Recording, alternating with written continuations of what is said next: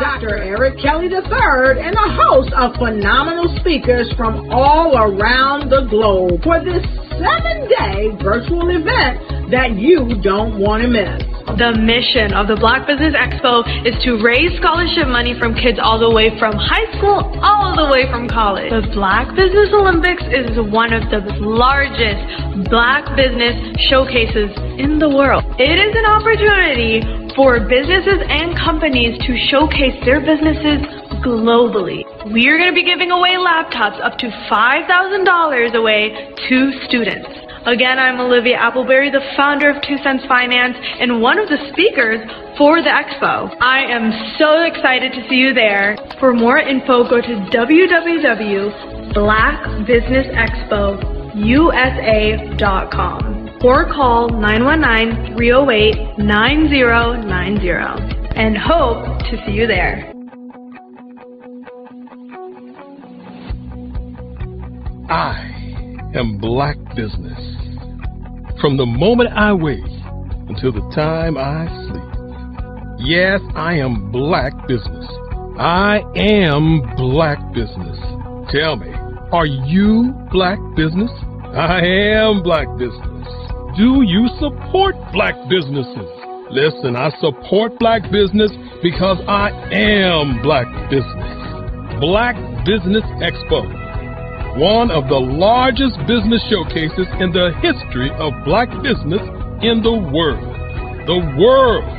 Sign up today at www.blackbusinessexpousa.com or call 919-308-9090. I am Black Business.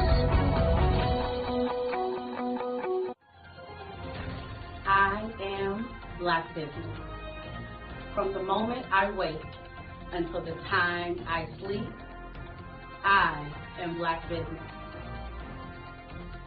I am Black Business. Are you Black Business? I am Black Business. Do you support Black businesses? I support Black business because I am Black Business. Black Business Expo, one of the largest business showcases in the history of Black America in North Carolina. Join Dr. Eric Kelly III and a host of phenomenal speakers from all around the globe for this 7-day virtual event that you don't want to miss. The mission of the Black Business Expo is to raise scholarship money from kids all the way from high school all the way from college. The Black Business Olympics is one of the largest Black business showcases in the world. It is an opportunity for businesses and companies to showcase their businesses globally. We are going to be giving away laptops up to $5,000 away to students. Again, I'm Olivia Appleberry, the founder of 2 Cents Finance and one of the speakers for the expo. I am so excited to see you there. For more info, go to www.blackbusinessexpousa.com or call 919-308-9090 and hope to see you there. I am Black Business. From the moment I wake until the time I sleep. Yes, I am Black Business. I am Black Business. Tell me, are you Black Business? I am Black Business. Do you support Black businesses? Listen, I support Black business because I am Black Business. Black Business Expo, one of the largest business showcases in the history of Black business in the world.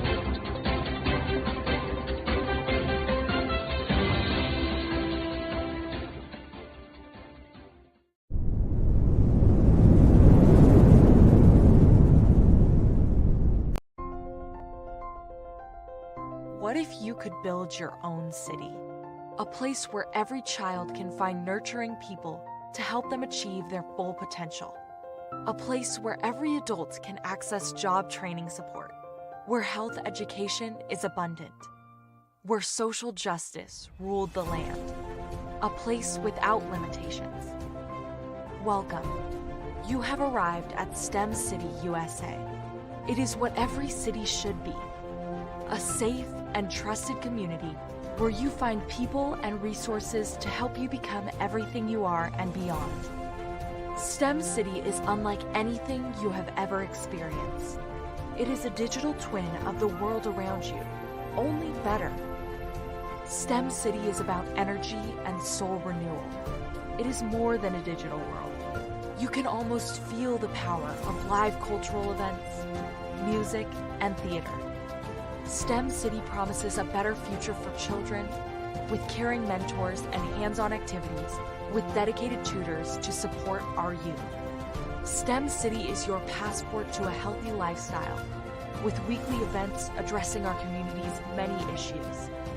STEM City is your financial well-being with helpful information on wealth management, career advancement, job training, and so much more. STEM City is the community you deserve. It is the city where your dreams can come true. STEM City USA, a place in the sky that is accessible to all who reach for the stars.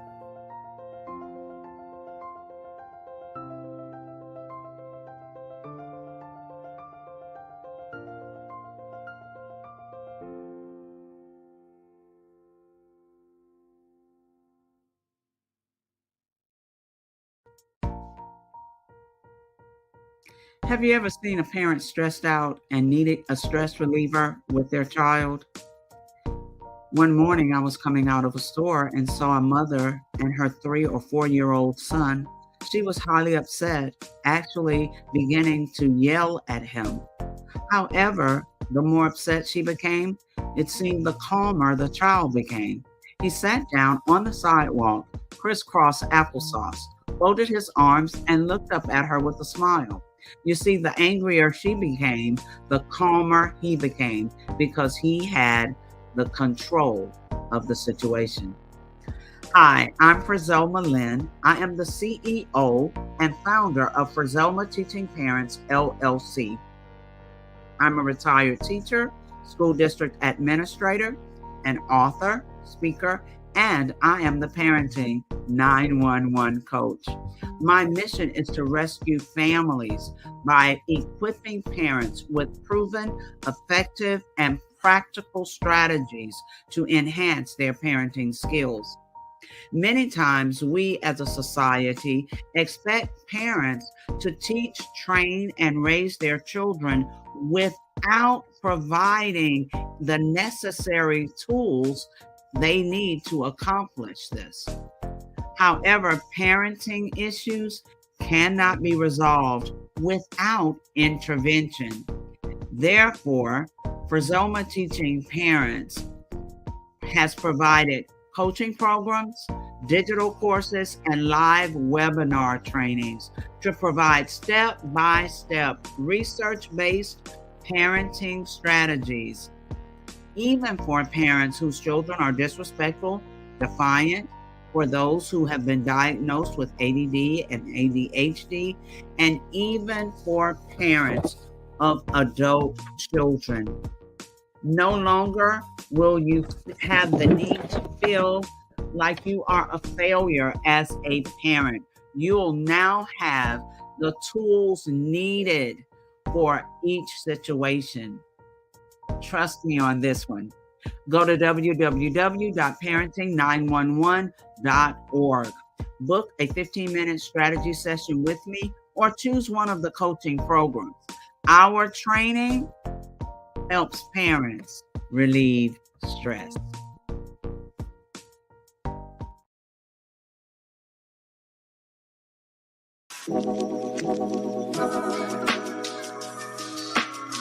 The African company and the African CEO is making a conscious decision to bring on someone external to the continent versus bringing on someone who is from Ghana or Kenya or South Africa. And so the skill sets of the people that we take through our executive leadership training program and ultimately on the placement, obviously have to be extremely high caliber. So what we look for are corporate executives at the vice president to C-suite level, as well as Black entrepreneurs. When we look at the Black corporate executives, we're looking for some very specific skill sets, whether that be around supply chain, sales and marketing, engineering, product development. We want our folks to be able to add immediate value to the corporate board, right? And the other thing is, even if they don't necessarily have specific industry experience, they're bringing a diversity of thought.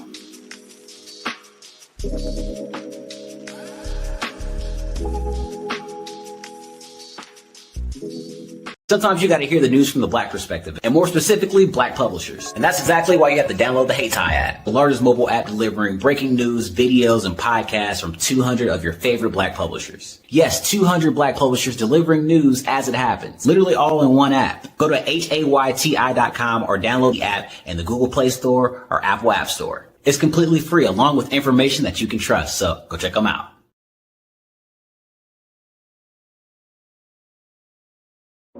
Ladies and gentlemen, and fellow professionals, please allow me to introduce myself. I am David Jones, the co-founder and CEO of the Hello LLC, where I am passionately dedicated to guiding individuals and businesses toward their own return on time investment. Time is my only competition. With over 20 years of experience as a corporate C-level executive, I bring a wealth of knowledge and expertise to the Hello LLC. My career journey has been marked by a relentless pursuit of excellence in marketing, strategy, and business management leadership. I have had the privilege of working with renowned Fortune 500 companies such as Xerox, American Airlines, Hilton, and Geico. However, what truly drives me is the transformational work we do at the Hello LLC. We are pioneering a new approach to business in the metaverse, where we empower businesses and individuals to build strong foundations, automate their processes and systems, while thriving in the ever-evolving digital landscape. More than just a 3D digital marketing agency, the Hello LLC is truly a community built on love, kindness, and integrity. We want more for you than from you. As I often say, collaboration is the new competition. In an era where time is the most precious commodity, I am here to guide you toward your own return on time investment, because if time was sold in stores, it would be sold out. With a deep commitment to excellence and a strong belief in the power of community, I don't just lead a company, I lead a movement into the future of business. Ladies and gentlemen, it is both an honor and a pleasure to be your guide on this remarkable journey. I am David Jones, and together, we will embrace a future marked by success, collaboration, and the transformative work we do at the Hello LLC. Hello stands for helping everyone live life optimally.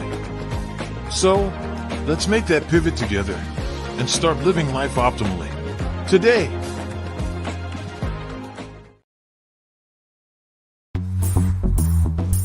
Attention all entrepreneurs and companies. Are you looking for reliable and efficient virtual assistants and back office support to help you manage your business tasks? Look no further than Superwoman Business Services.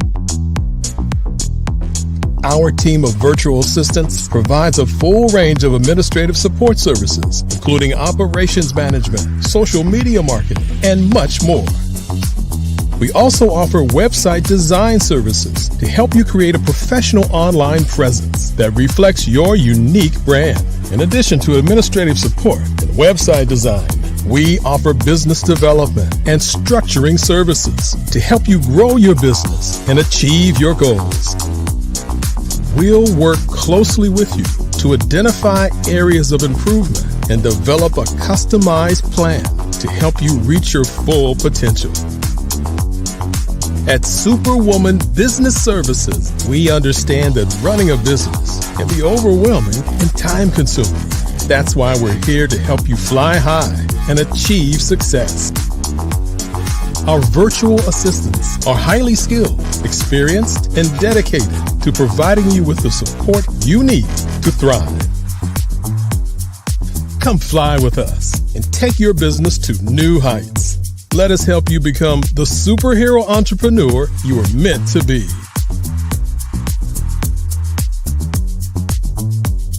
Contact Superwoman Business Services today to learn more about our back office support services. Come fly with us and take your business to new heights.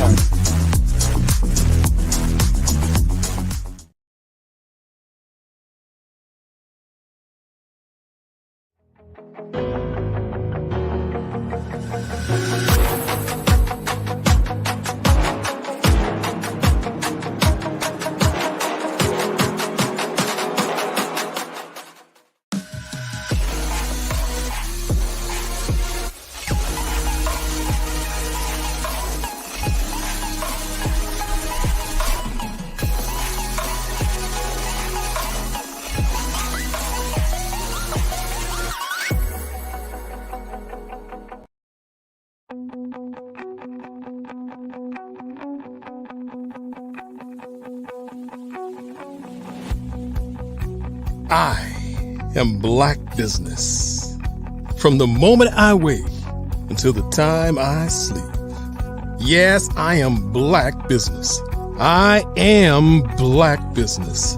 Tell me, are you Black Business? I am Black Business. Do you support Black businesses? Listen, I support Black business because I am Black Business. Black Business Expo, one of the largest business showcases in the history of Black business in the world. The world! Sign up today at www.blackbusinessexpousa.com or call 919-308-9090. I am Black Business.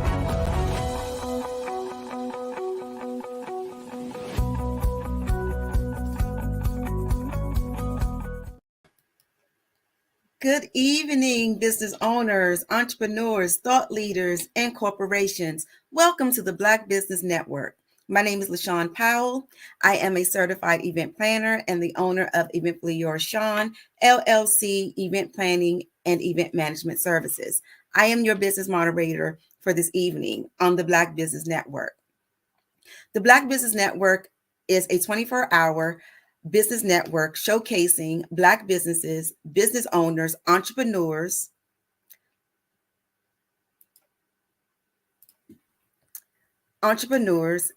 and thought leaders worldwide.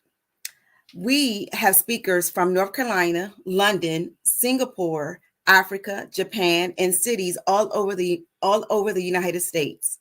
The Black Business Network is a global community sharing its business knowledge to empower, inspire, and educate Black businesses about Black business.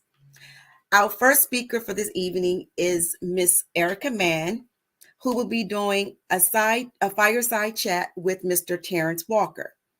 Miss Erica Mann is the CEO of Prestigious Image, LLC, and Mr. Terrence Walker, also known as T. Walker, is a North Carolina artist, painter, poet, and festival coordinator. He started the Alkaline Festival and Alkaline Live Water Company, and excuse me if I'm pronouncing this wrong, Yadkinville, North Carolina. He is the founder of a nonprofit by the name of Heavy Energy. It is my esteemed pleasure to welcome and present to you Ms. Erica Mann and Mr. Terrence Walker. Hello, LaShawn. Thank you so much. Hello. Good evening. And genius is common, and I'll see you on the other side. Awesome. Thank you, LaShawn. Terrence Walker, Mr. T. Walker, thank you so much for joining us. We greatly appreciate having you. Come off mute for just a moment. It looks like you're mute. My bad. My bad. I thought I had unmuted that. No, I'm grateful to be here. I appreciate y'all for having me, and I'm looking forward to the conversation and the build. Same here. So let's talk about some of the things that you have accomplished. in such a short amount of time, which is quite inspiring, might I add. Tell us a little bit. I know that LaShawn shared some information about who you are and what you do, but shine a little bit more light on the magnitude of what it is that you do. So I'm a hip hop artist. I'm a poet. I'm a gallery curator. A festival coordinator. I'm an educator. I'm an entrepreneur, and I'm an all around creative, right? And I'm inspired, just by the people around me, and so which incorporates, what has created this magnitude of things I do, and it's all about giving back, to the people, whether it be through knowledge, whether it be through resource, whether it be through experience, which can educate and inspire.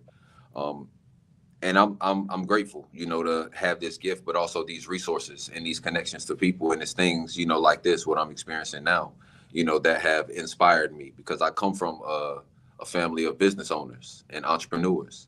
So it's in my blood. I come from a family of speakers and organizers and creators and connectors. So to be able to continue out that legacy, just feels amazing.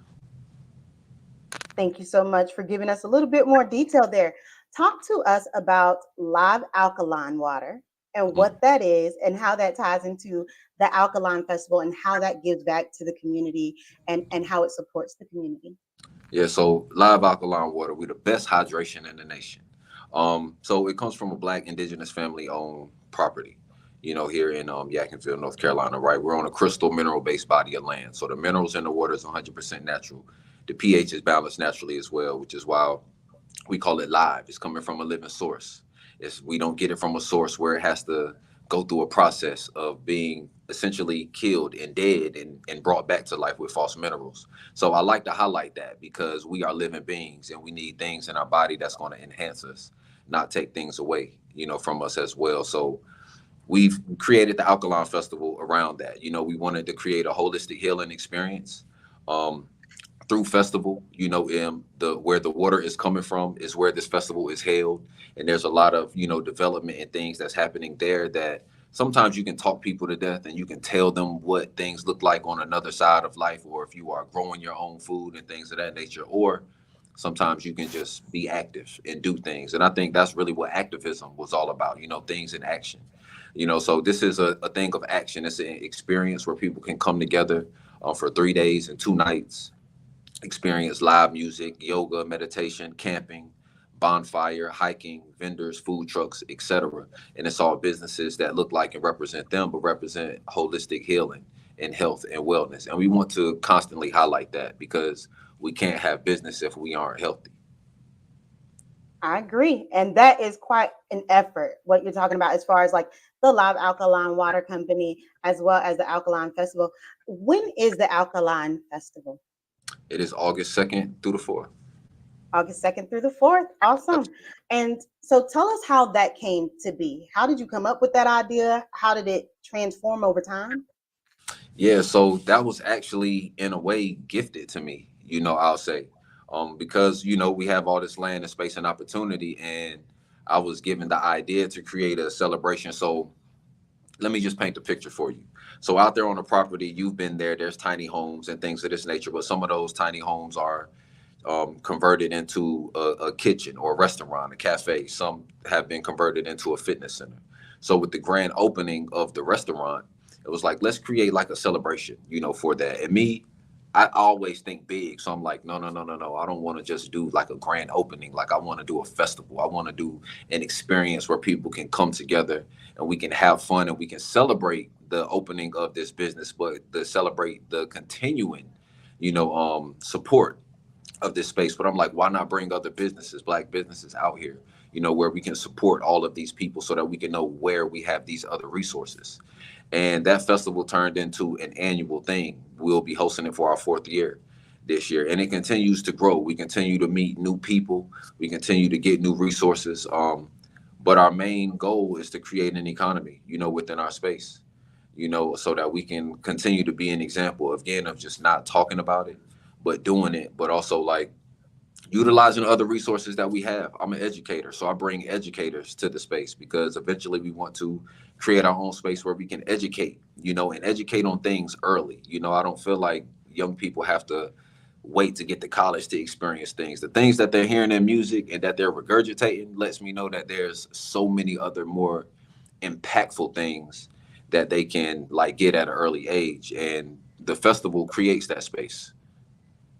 Let's talk a little bit about the educational piece that you mentioned. For sure. You created and founded Heavy Energy University, right?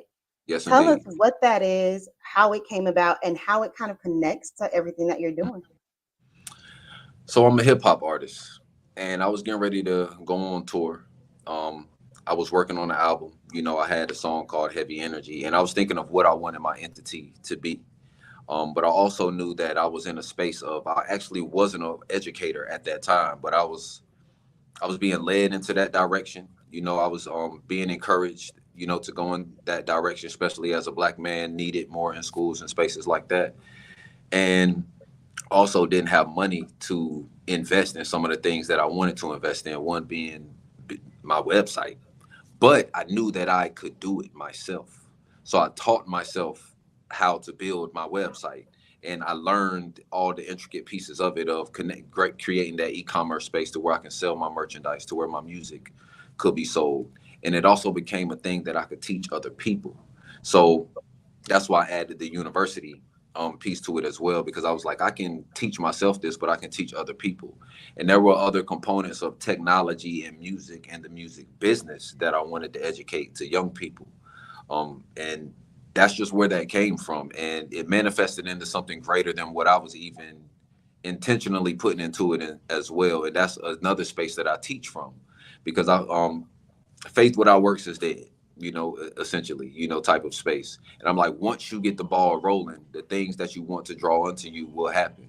So in creating Heavy Energy University, I drew in other spaces of technology that I wanted to learn about. I drew in other educators that were my friends that would also encourage me to get into education, and so on and so forth. I'm definitely hearing a theme. And so I feel like we should touch on it and how important it is in the Black community, especially within Black business itself, is education. From what For I sure. understand and know about you, you do have some type of university residency at North Carolina A&T State University, correct? Well, I teach at the middle college. At the middle college. So, Tell us about that experience and how that lends to how you view and place value on education, even through the work that you do as an artist. so being at the middle college, I'm there with I'm gonna say 98% Black young men. It's all young men. And the majority of the women, teachers and educators are Black women. And so they also encouraged me, you know, to be there a lot more. Started as just a sub, and then getting my programs and things into these spaces.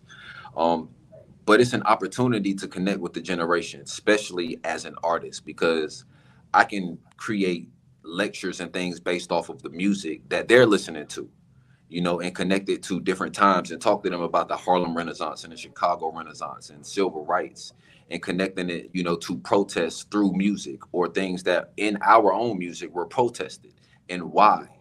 And just that space alone has allowed me to hear them differently. But you know, there's also another thing in holistic health where we discuss healing our own inner child. You know, so while connecting with these young men and hearing the things that they're, you know, going through or into and things of that nature, it gives me an opportunity to work with them on that level. So I'm totally grateful for that space, because they they look up to me, and they've allowed me to be somebody that can hear them, but also speak to them in a way that they listen. And one of my students is now one of the artists that I'm developing a brand with, and we're doing business with. And I had an opportunity to educate him and the entire class on, you don't have to wait till you have bills to make money. If you have a gift right now, let's dive right into it. Let's do it while you don't have the responsibility of bills, and why you don't have to worry about a card note, and why you even don't have to worry so much about trying to find different sponsors and things for investment. Let me teach you how to do that now, though, so that you can do it. And by the time you really are out there on your own, you'll be in that space. And it's certain things that I wish, you know, I had experienced, but instead of just sitting on a wish of what I had experienced, I can give that because I have that to give. I think that is quite the inspiration. Just from a perspective of being a business consultant, one of my passions is also making sure that we start teaching financial literacy younger, because in high school, I knew nothing about taxes. Nobody told me.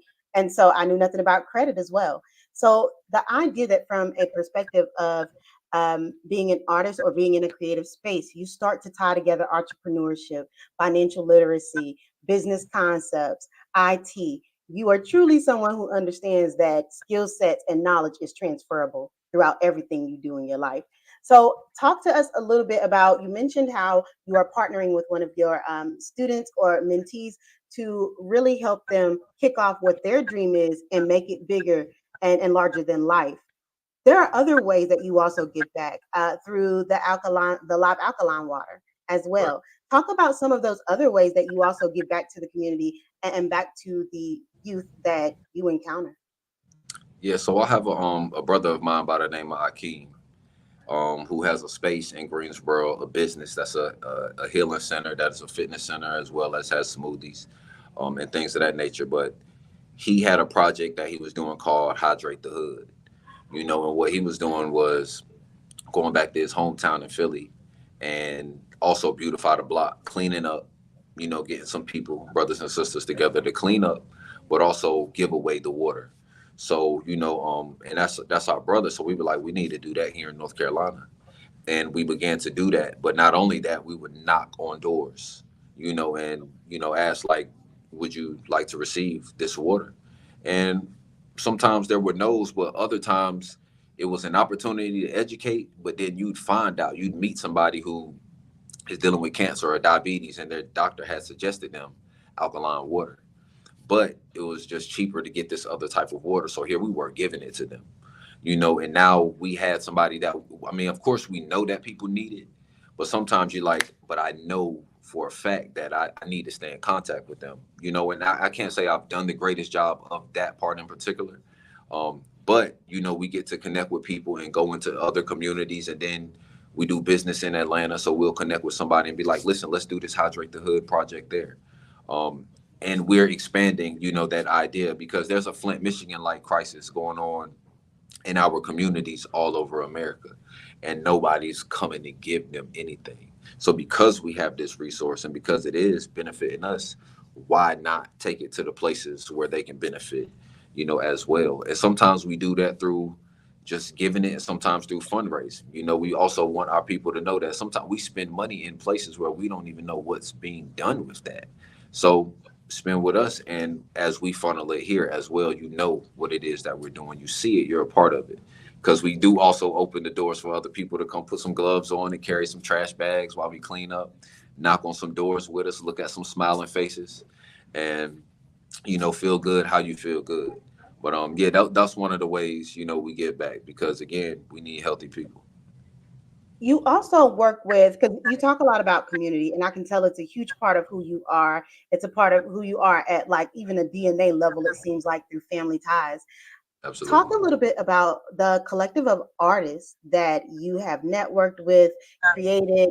I believe that some of them have been on tour with you as well. So I just completed it started out at 16 cities. We added cities along the way, but it was a 16 city tour um, throughout the Southeast and, parts of the up north. But what I love about creatives is sometimes we're creating from such a passionate place that we don't even recognize that we're creating history.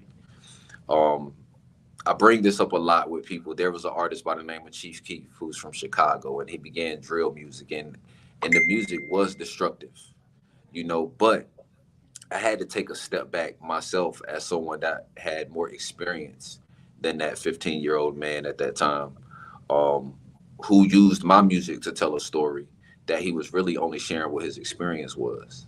And so that was a news flash to me, but also like in a literal sense of these young people are dying, out there, and they need love, and they are crying out, and we are so busy bashing them because of what they're saying that we don't recognize that they don't have anything better to say, because nobody's giving them love and teaching them that. So the collective of artists that I'm with and surround myself with and that I work with, that's part of what we feel is our responsibility, is to just do for a generation, but more specifically, sometimes young artists, because they are going to be the ones pushing out, messages and getting maybe into pieces and spaces that maybe my voice, isn't getting to.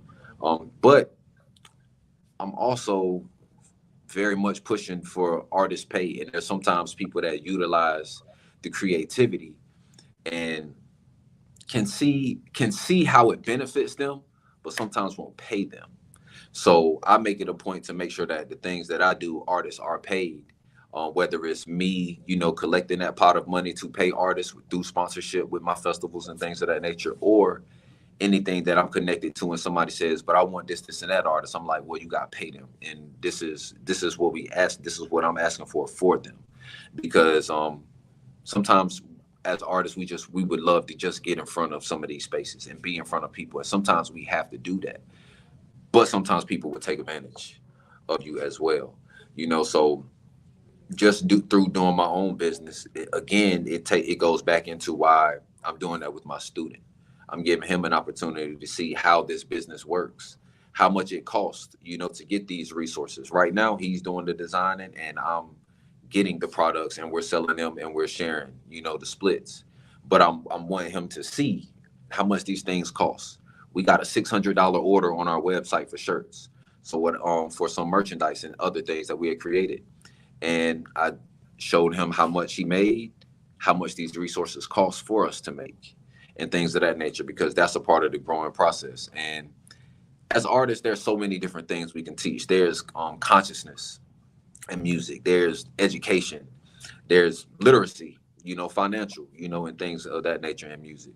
So I love being an artist because of that, but also like being connected to other artists who are also doing that and that I can learn from as well. If that answers your question. I know I go off on tangents a little. No, it did. Actually, I'm gonna grab a piece of paper because I find what you say very near and dear to my heart. Reason being is because, to your point, a lot of times all it really takes is for somebody to set the inspiration in motion to show you. I know you don't know this. Some of the viewers may for my platform, but I lost my brother about 2.5 years ago. And Chief Keef was one of his favorite artists. And so when I think about the conversations we had with him before, his passing, his transition, I think about the fact that one thing I know that he really wanted was that type of support, that type of inspiration. And at that point in time, he just did not have it. And so I do see how that can really alter the course, excuse me, of someone's life. For sure. So thank you for giving back in that way and caring enough to show someone, because it's not enough to tell them. For sure. And I appreciate you sharing that with me, for sure. Oh, you are welcome. Now, sharing it with this audience might be a different thing. I didn't expect that. So, but while I dry my tears, everybody at home, please tell us a little bit more about the property in Yadkinville and how you foresee the Alkaline Festival in the near future as we wrap up. Yeah, so it's a Black indigenous family-owned property with a number of different, things happening, right? So we're farming, we're growing food for self-sustainability, but also as resource to open a store and share, other things with other people. Tiny homes, are being built and developed there as well so that people can live. But also there's so much space out there, right? So there's a lot of so much dreaming happening out there in the space as well. So we have the water, the kitchen. And the kitchen is a space right now where there can be education as far as the culinary arts, but also can just be a school during the day, for children. The fitness center so that we can focus on our physical health, which also contributes to our mental clarity and things of that nature as well. But we've also built a stage out there because, of course, we have our festival. And KRS-One was the first person to touch our stage, that we built out there as well. And people got a chance to experience that. And I think that alone, inspires people. But goals, and plans for the future, as an artist and as a creative, there's so many different spaces of retreat, that I want to create. For artists who want to just get away, come sit by a bonfire, do some fishing while they record their music at the same time. There's so much music that I've recorded by the bonfire, out there on that land.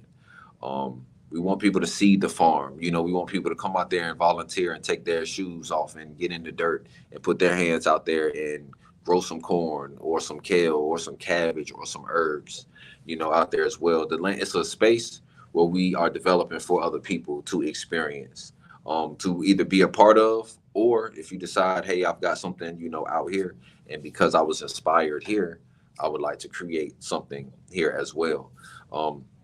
And it's given me an experience to make me think of, again, other networks. I keep looking at this network at the top of the screen, and it makes me think of other networks. There's so many other farms and spaces where people have land that are happening, that are throughout the country. I know some in Portland, some in Atlanta, some in DC.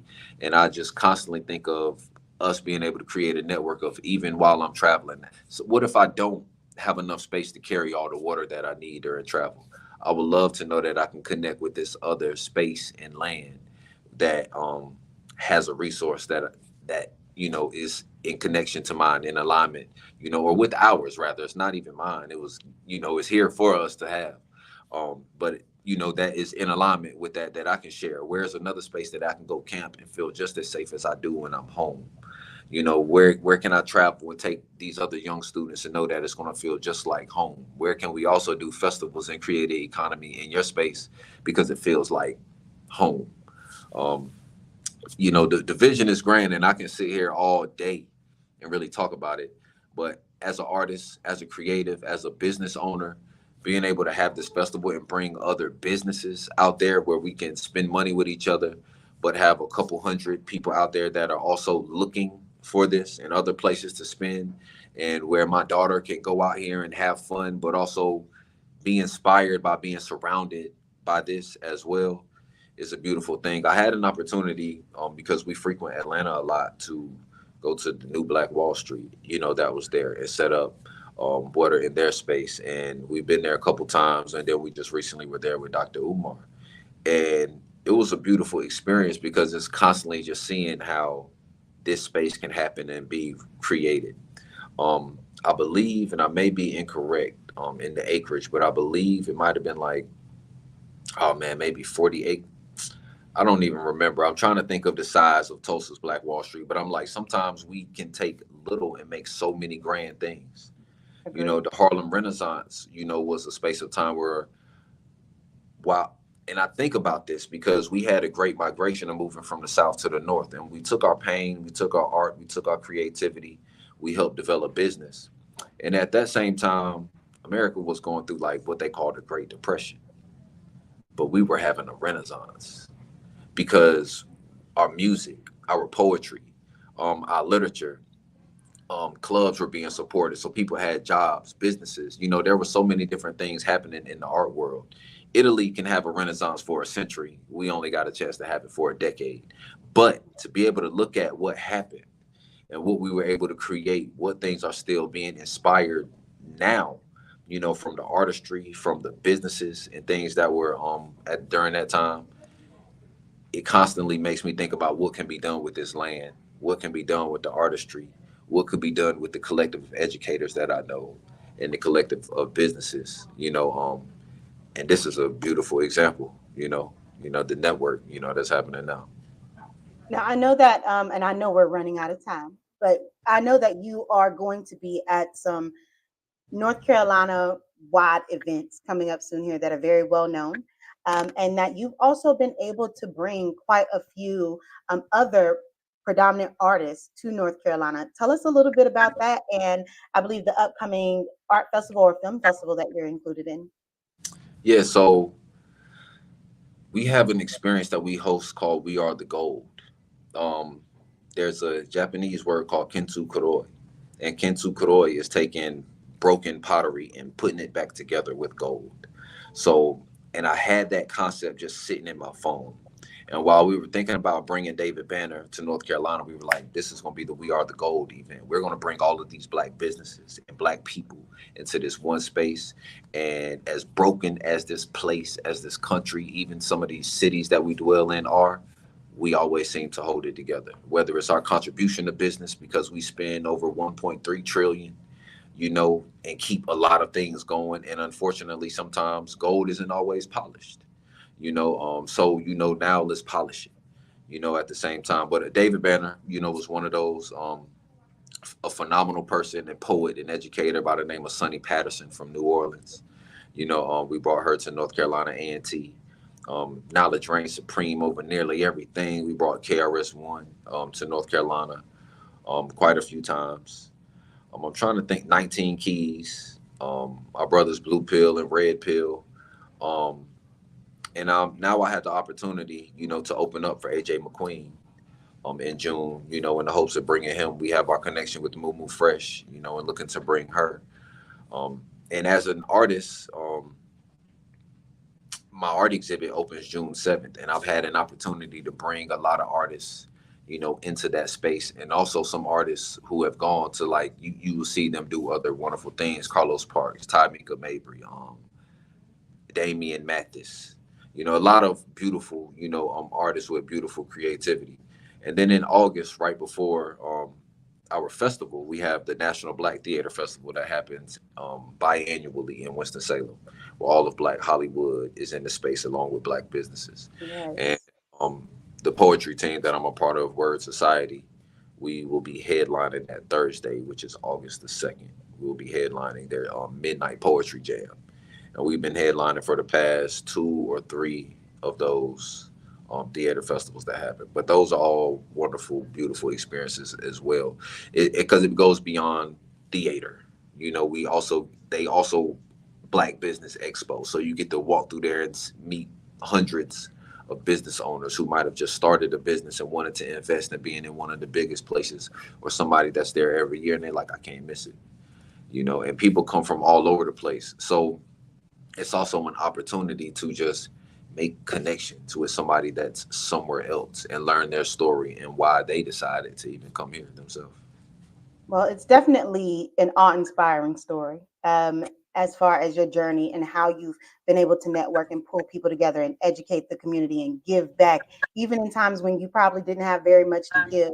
And so tell our audience how they can learn more about your upcoming events, how to follow you on social media, and support you and all of the many ventures that you take on in supporting our community here in North Carolina. Well, I appreciate that for sure. My website is heavyenergyuniversity.com. I'm on all social medias. So the same way my name is spelled here is how you can find me on Facebook. T Walker NC is how you can find me on all of my other social medias. One of the ways, or some of the ways that you can support me, we do have, so my art exhibit experiences are free experiences except for my closing one. But we always are open to donations. We are doing it at the African American Atelier in downtown Greensboro. And always want to continue to support that space as they are growing and doing other things as well. And if you are interested in being a vendor or sponsor for our festival, we need you, because we are constantly growing our spaces. And I'm not a person that really asks for a lot of help, but I'm in a space this year where I'm trying to just open my mouth a whole lot more, because I cannot, and my brother cannot, and my sister and my queen, we cannot do these things by ourselves. So we need y'all as sponsors, there, because I can't keep blocking certain other things that people that's trying to get in, and I don't even see all the things coming through the website, but I need y'all. We need your sponsorship. We need you as vendors. So those are the ways that you can help. Awesome. Thank you. And we all look forward to supporting and helping you as you forge new paths in history, in art and music and everything else.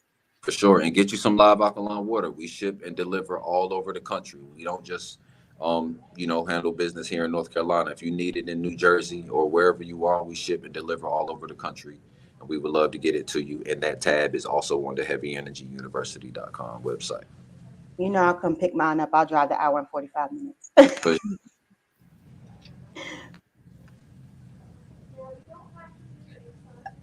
All right. Okay. Well, thank you. Thank you so much. Thank you, Erica. Thank you, Terrence. Thank you for your time. Thank you for the information. It was a wealth of information. Thank you. We really appreciate it. And genius is common, and I will see you on the other side. Thank you. I appreciate y'all for having me. I look forward to reconnecting. Same. Thank you both. Yes, sir. Thank you. All right. That was great. Great information. So we're going to go ahead and, of course, promote our sponsor, our scholarship that we have. The Black Business Expo's mission is to raise funds for high school seniors going to college or K through 12 entrepreneurs. This expo is a fundraiser for students. You may go to www.blackbusinessexpousa.com to donate to the scholarship fund or use the Cash App. And the Cash App is $BBXUSA. Our goal is to give laptops up to $5,000 to 10 students. Students can register online at blackbusinessexpousa.com. Every dollar counts. We want to remind you to donate to the scholarship fund today. We would also like to thank our Black Business Expo USA sponsors for the month of May. We have NC 100, Moody Capital Partners, Suede Soul, BDM Media, Lotus Richey Coaching and Training, Carolina, Virginia Minority Supplier Development Council, Step Management, Hello LLC, BHS and Associates, Margie McLean Foundation Inc., Genius is Common, Earth Essentials, Melaine Shawnee, Global Executive Women's Success Institute, the Quality Coaching Company, Superwoman Business Services, Creative Force Studios, Lee Entertainment, Artistic App Design, Black Business Expo USA. We thank you very much for your contribution to this great cause. And Genius is Common. I'll see you on the other side.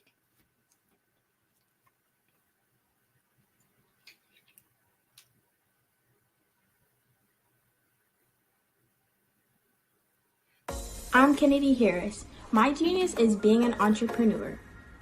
I'm the CEO of K-Lock, a company where I develop my very own line of kids supplements. I currently market my multivitamin for kids to help combat weak immunity. During the pandemic, research has shown that having a strong immune system is key to fighting off disease. My vitamins are for kids, but adults can benefit from them as well. I'm adding a proprietary blend to my supplement line. I want to create my own blend so that I have a competitive edge in the marketplace. Staying healthy is important to me so that we live longer and have healthier lives. My website is klockproducts.com. That is KLOCK. Genius is Common.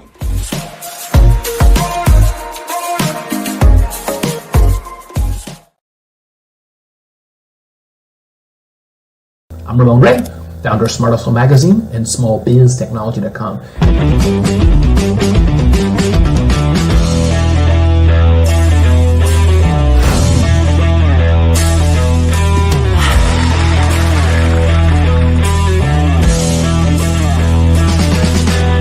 You're here today to celebrate small business success. Stand up on your feet. You rocked the house. It was amazing. Didn't we learn? For me, success comes from failure. One thing not to do is shake somebody's hand like this.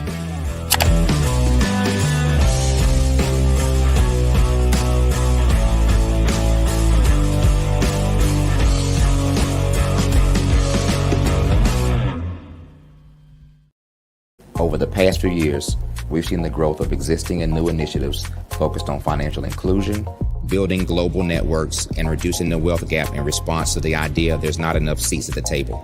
Whether their outcomes are to increase the representation of Black executives on corporate boards, ensure an inclusive global economy, or to create new U.S. African commercial pathways, the strategies are often carried out by separate programs. The question is, should they be? With the continent of Africa being home to more than half of the world's fastest growing economies, the youngest workforce, over 400 companies generating more than $1 billion annually, 700 generating more than $500 million annually that are poised for growth, and being the destination of nearly $5 billion in venture capital in 2021. Diversifying U.S. and Africa commercial engagement by building bridges between African businesses and their U.S. diaspora should begin being seen as mutually beneficial. From helping to reduce Africa's enormous capital gap to catalyzing two-way trade opportunities, the COVID-19 global pandemic hopefully has taught us that global challenges and opportunities are more interconnected than we thought. During the pandemic, African companies like Unicorn Flutterwave, insurance provider Reliance Health, ride-hailing app Yasir, and 54Gene, the continent's first bank of DNA on people of African descent, proved that when African companies have access to networks, capital, and information, they grow big, grow fast, and create solutions that are valuable to the world. This is why Be Direct was created. We are the first U.S.-based but African-centric board preparedness and board search company designed to connect U.S. Black talent and corporations to African businesses. Unique and fundamental to Be Direct's success is our process of helping board candidates adapt their experience and networks to an African context before they're connected to high-growth companies that are looking to locally and globally scale. From our focus groups with African business execs and government leaders, we don't ignore the sentiment that business is easy, but people are hard. Having a pool of board candidates with hard-to-access networks and extensive experience across the business life cycle, including successfully raising capital, is table stakes for an initiative like this. So yes, we have that. But corporate or entrepreneurial success in the U.S. does not guarantee success in Africa. Developed alongside industry partners on the continent, our training program, Be Direct Prep, is designed to transpose their experience to create cultural comfort, understanding, and a commitment to helping businesses in Africa scale. Our board governance sessions are African, continental, and country-specific, integrated with cultural awareness and dexterity training, masterclasses led by African industry execs, and mentoring and coaching from African continental-based facilitators. But even more unique to Be Direct Prep, we cap off our training program with an immersion trip to help candidates that have not been to Africa before see and feel Africa's complexity and opportunity from African soil. We all know traditional network-based board placement has historically left a lot of us out of ever really being in the paid board pipeline. Our strategy supports the work of many great organizations that are successfully filling seats at U.S. board tables by creating more tables for those that are still left on the sideline. It's time to start seeing the role and value of U.S. Black talent and businesses on the continent of Africa differently. Old perceptions and habits limit economic inclusion. Let's transition Black talent and the African businesses they will support from the periphery of the global economy to its core. Living in a global lockdown, we all know now how fast local and global economies can change, and see the value of having businesses that hire, strengthen local value chains, and even grow globally. Status quo in any form holds back progress. We must democratize U.S.-Africa commercial engagement by socially and economically connecting cultures that have long been disconnected. It's time for Africa's U.S. diaspora to redefine their global value by helping African businesses scale continentally and globally.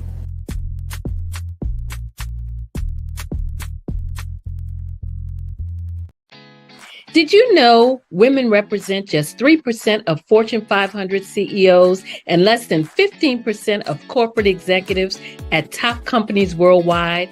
Have you wondered what the secrets are to getting into the top ranks, whether in the private or public sector? Do you want to figure out how to stop being held back in your career or passed over for promotion? Then you're in the right place. Hi, I'm Dr. Madeline Ann Lewis, President and CEO of the Executive Women's Success Institute. I have decades of experience in the military, the federal government, and corporate America, and my mission is to help women succeed and tap into their full potential. I want to reach 1 million plus women around the world to become the leaders they are meant to be. So if you want to move into a management or executive level position, or maybe you are a female veteran transitioning out of the military into business entrepreneurship, then reach out to the Executive Women's Success Institute at 301-693-3284. Let us get you on the fast track to success.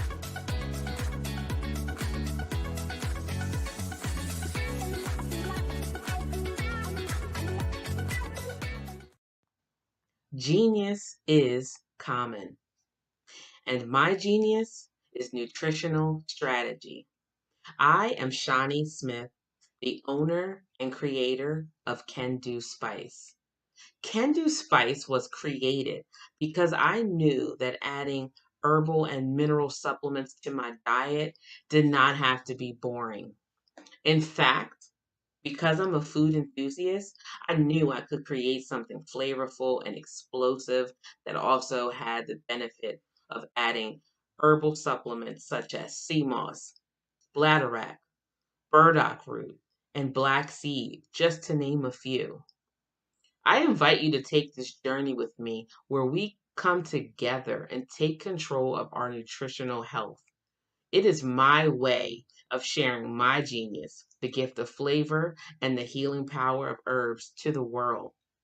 What is your genius?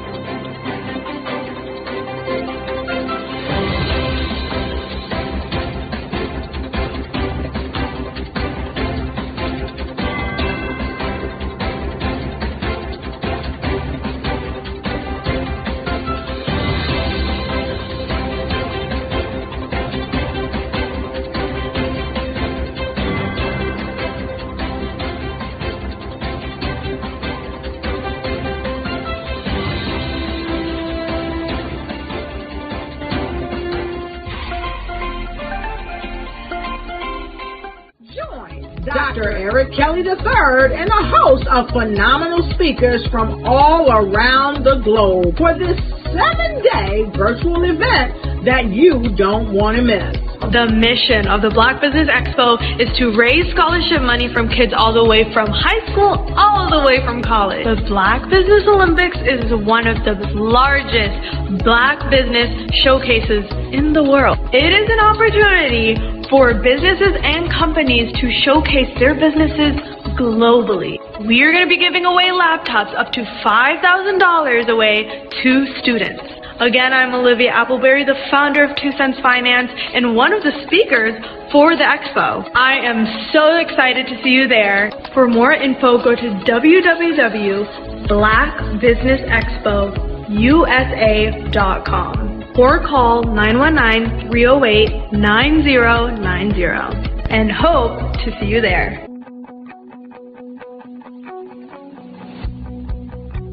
I am Black Business.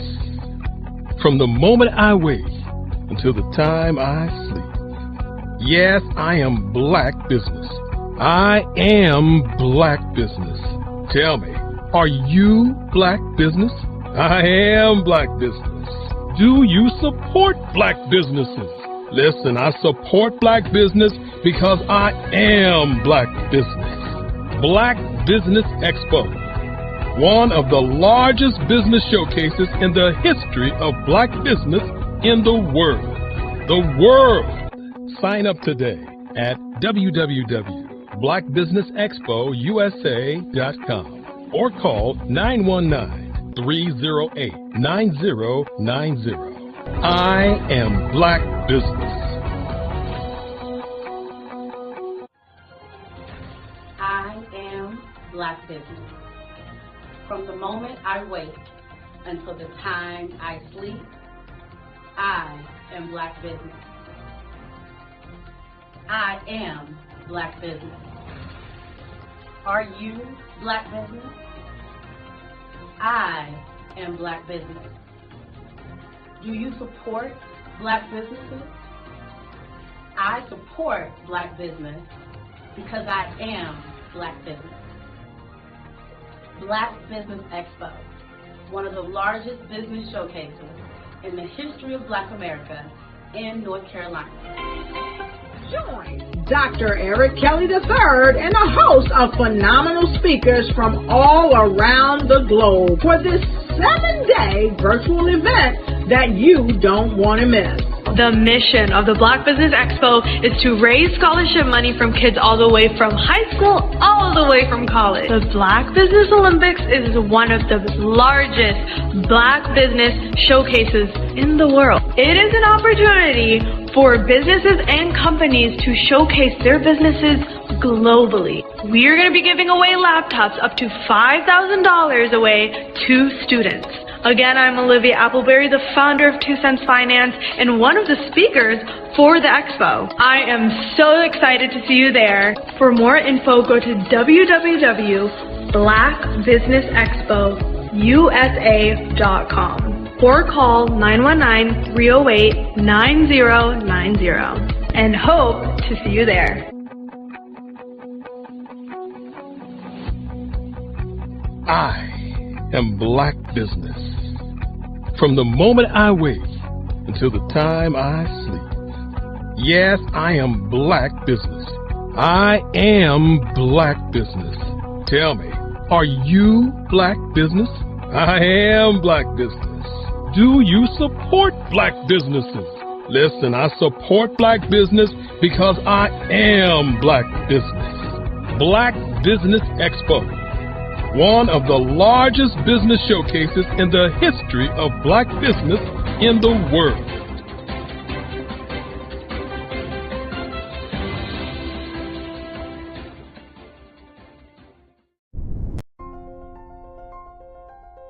What if you could build your own city?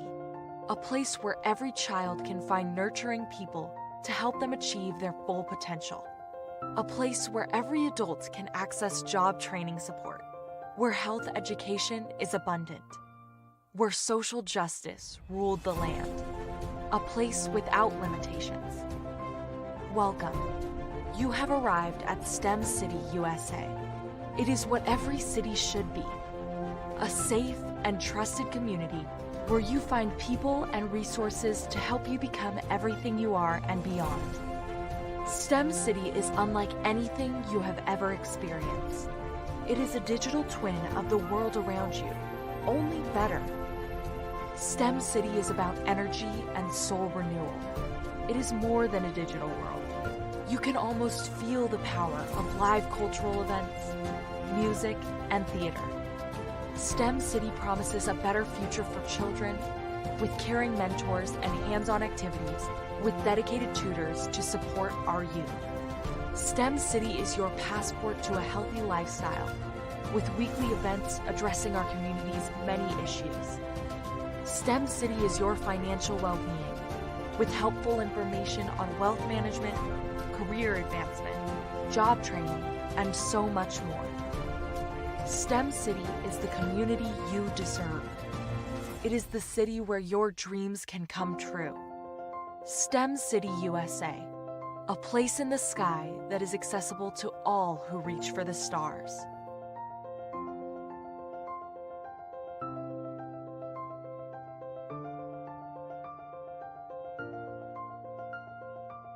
Are you a forward-thinking entrepreneur or business owner? The world is changing faster than ever, and it's time to pivot and adapt to the future. Hello LLC is here to help you do just that. Hello stands for helping enterprises leverage leading-edge optimizations. Our innovative solutions can streamline operations, reduce overhead costs, and give you a competitive edge in a market projected to reach $5 trillion by 2030. By pivoting to the metaverse, businesses can tap into a rapidly growing market that is projected to be a significant part of daily life for 25% of Americans by 2026. As a full digital metaverse agency, the Hello LLC can help you create custom solutions to streamline operations, increase productivity, reduce costs, and drive brand recognition. Why should you pivot to the metaverse with the Hello LLC? By leveraging cutting-edge technology, you can provide immersive experiences for your customers, expand your global reach, and unlock new revenue streams. Contact us today to make the pivot.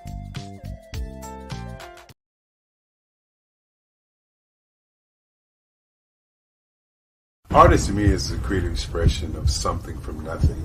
You know, it explodes onto the canvas, or it explodes on in my work. One of the things that I try to do more than anything is I try to just give the lines and the movements and emotions and expressions into what I do.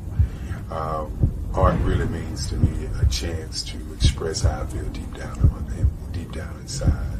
Most of my art begins as a thought that I might have, you know, whether it's sports, whether it's history, whether it's a woman or a man. It pretty much starts as an idea of thought before I get into the actual image of what I'm going to draw. I do a lot of historical pieces. I was a history minor in college, and I love to do history pieces. And a lot of times I'm thinking about history, and then I try to make that history impact you as you look at it. That's one of the reasons I do pictures so large. People ask me, why do I do pictures so big? And I tell them, I want the piece to impact them as they're looking at it. To kind of dominate them, dominate their space.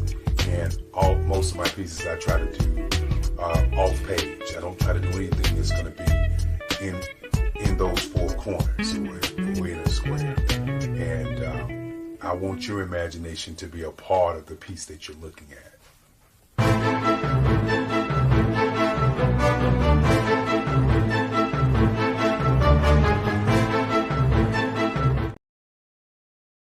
Phenomenal Tanya T. Wise, who is here from the great state of Maryland. Tanya, welcome and thank you for being with us today. Can you indulge our audience a little bit and tell them just a little bit more about who you are and what it is that you do? Well, I love being able to talk to people and have a magnetic attitude, being able to just show them. So I always like to say, level up is Coach at Tanya T. Wise here. So can you tell our audience, just give them a teaser about what your presentation will be about? So my philosophy is that we should all be living our dream life. So tomorrow I'm going to talk about how you start living your dream life. What are some of the things that you thought about in your childhood that you just kind of let go and dormant? Wow. And I want to reignite that and just give you some pointers and some tips, some tools, some strategies to be able to start living your best life now. And guess what, Rhonda? And leave an inheritance for your legacy. Oh my goodness. Okay, I know that's resonating with a lot of people. I've heard that you have a dynamic coaching program. Can you tell us a little bit more about that? Absolutely. So our coaching program help people that have the lack of time, that lack strategies, and lack the confidence to go after their dream life. So we help them implement tools, we help them implement strategies, as well as give them resources so that they can live their best life now and leave that inheritance. Wow. Oh, I love that. I love the leave the inheritance part.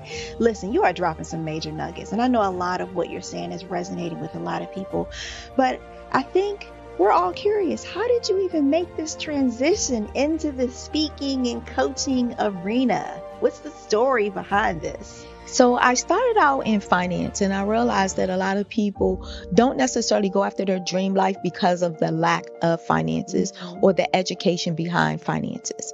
But it wasn't until I lost my firstborn, my only son, that life changed for me. And where I was going after it all, living the corporate life, hit my 6-figure income and living in my dream house with my dream man, driving my dream car. I nearly lost it all when I lost my son. And so I realized it only takes one financial catastrophe that can change your entire life. That's what made me start All New Beginnings. Because no matter what's going on in life, there's a new beginning.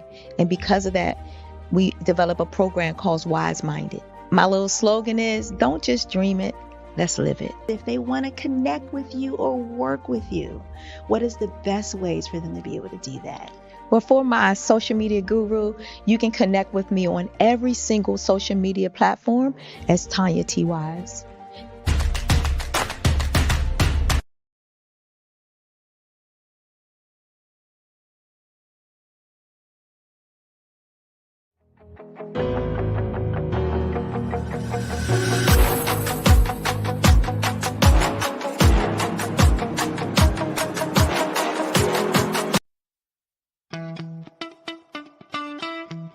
How many times have you been asked to help someone you didn't even know, a student, a business entrepreneur, or did you ever even ask, where did they end up?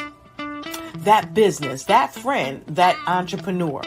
Well, just maybe they ended up in a gang, bankrupt, homeless, or worse, dead. Maybe they turn to crime, drugs, and alcohol. Did you ever wonder? Did you destroy their dream, or was your life always so easy? At the Black Business Olympics, we started a movement to help students complete. Give them hope and foster success. Help them to leave their dreams of providing laptops, computers, and up to $5,000 in scholarship funds.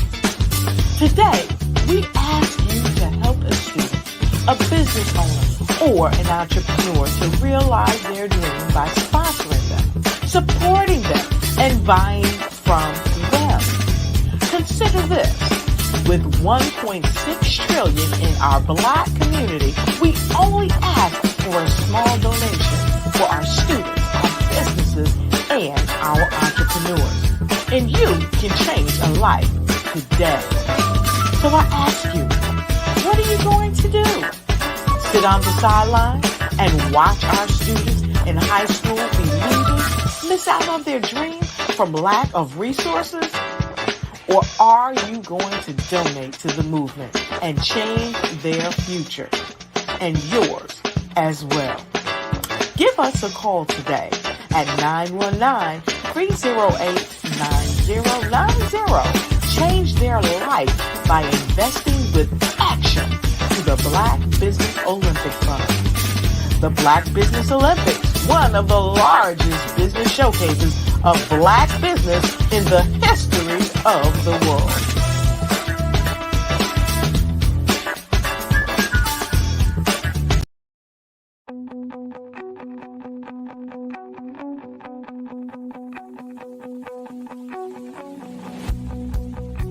I am Black business. From the moment I wake until the time I sleep. Yes, I am Black business. I am Black business. Tell me, are you Black business? I am Black business. Do you support Black businesses? Listen, I support Black business because I am Black business. Black Business Expo, one of the largest business showcases in the history of Black business in the world. The world. Sign up today at www.blackbusinessexpousa.com or call 919-308-9090. I am Black business.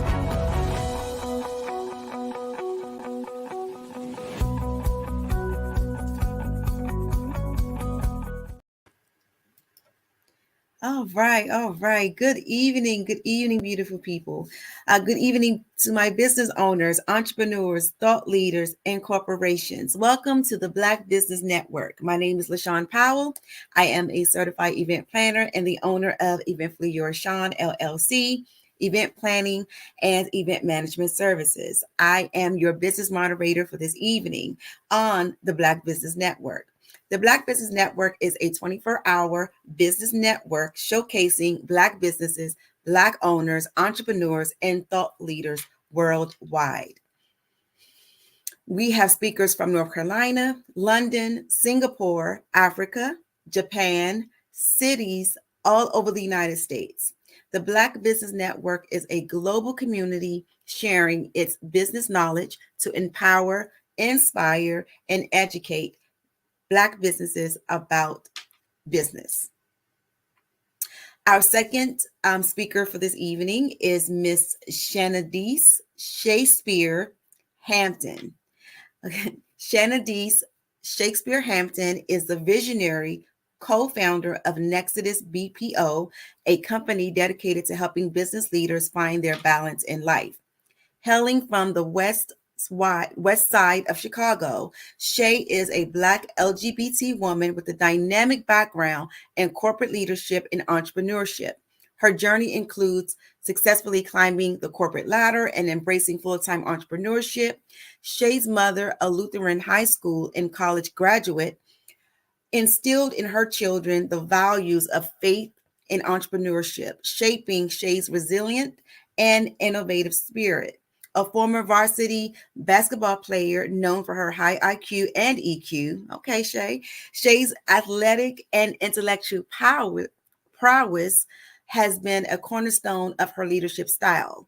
Her personal experience as a mother to 2 white children and her son living with her full time provided Shay with a deeply personal perspective on diversity, equity, and inclusion. The perspective is integral to the mission of Nexus BPO, which is committed to fostering inclusive growth and opportunity. It is my prestige, pleasure, and honor to present to you Miss Shanadise Shakespeare Hampton.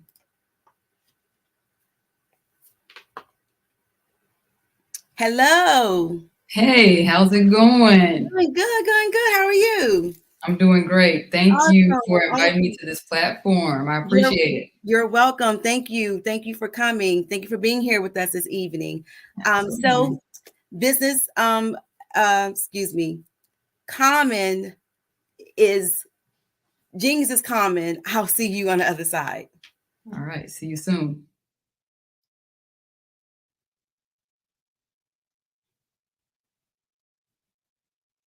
Hello, I am Dr. Eric Kelly III, the visionary strategist and founder of the Black Business Olympics. I invite you to showcase your Black-owned businesses on the Black Business Network global stage. The Black Business Olympics is a global Black Business Network platform that propels Black-owned businesses into the international spotlight. By showcasing your business on the Black Business Olympics platform, you can reach a worldwide audience of potential customers, partners, and investors. You can also establish yourself as a thought leader, an expert in your field, attract lucrative partnerships, and more speaking engagements. In addition, the Black Business Olympics platform provides a valuable opportunity to connect and collaborate with like-minded entrepreneurs and business professionals from around the world. This can lead to new business opportunities, ideas, and relationships. Finally, by sharing your story and expertise on the Black Business Olympics platform, you can inspire and empower others. This is a powerful way to make a positive impact on the world and leave a lasting legacy. If you are a Black-owned business owner, I encourage you to seize the opportunity to showcase your business on the Black Business Olympics platform. It is a once-in-a-lifetime opportunity to make an indelible mark on the world. Be one of the 1,000 visionary entrepreneurs who are changing students' lives, shaping industries, and leaving an unforgettable legacy for their families. Unleash your voice on our global stage and watch your business thrive. Black Business Olympics is one of the largest Black business showcases in the history of Black business in the world. Yes, the entire world. Just give me a call today at 919-308-9090.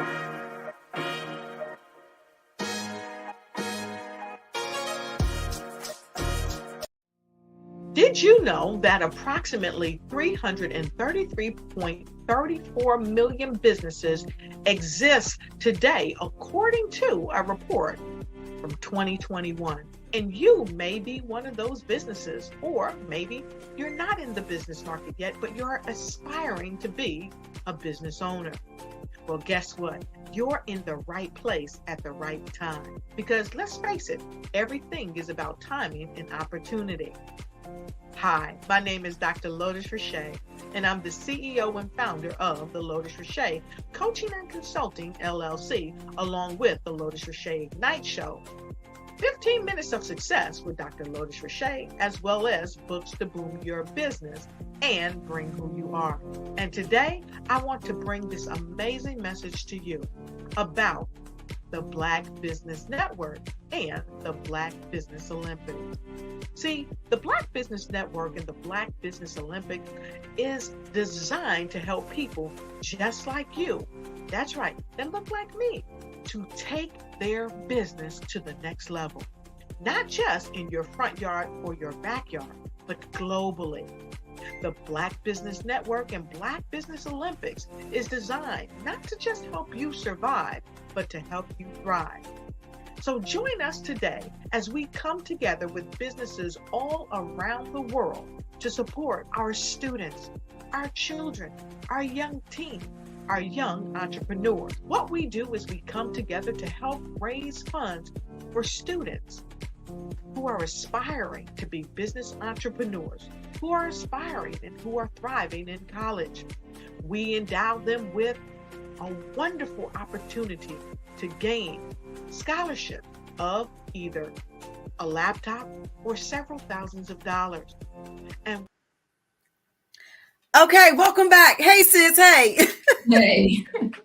Welcome back. Okay, so now we're going to have a presentation by Miss Shanadice Shea Hampton. You ready?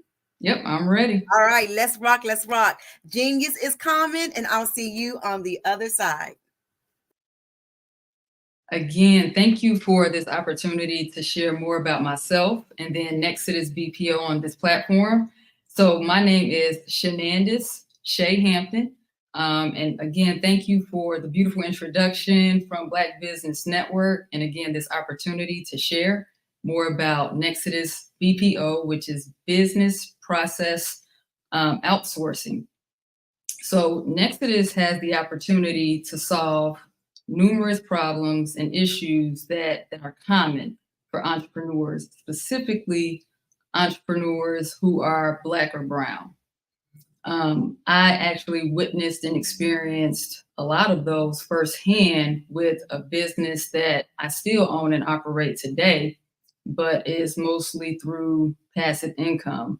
I got to be the guinea pig of Nexus BPO through this current business, which is a janitorial business that I currently have.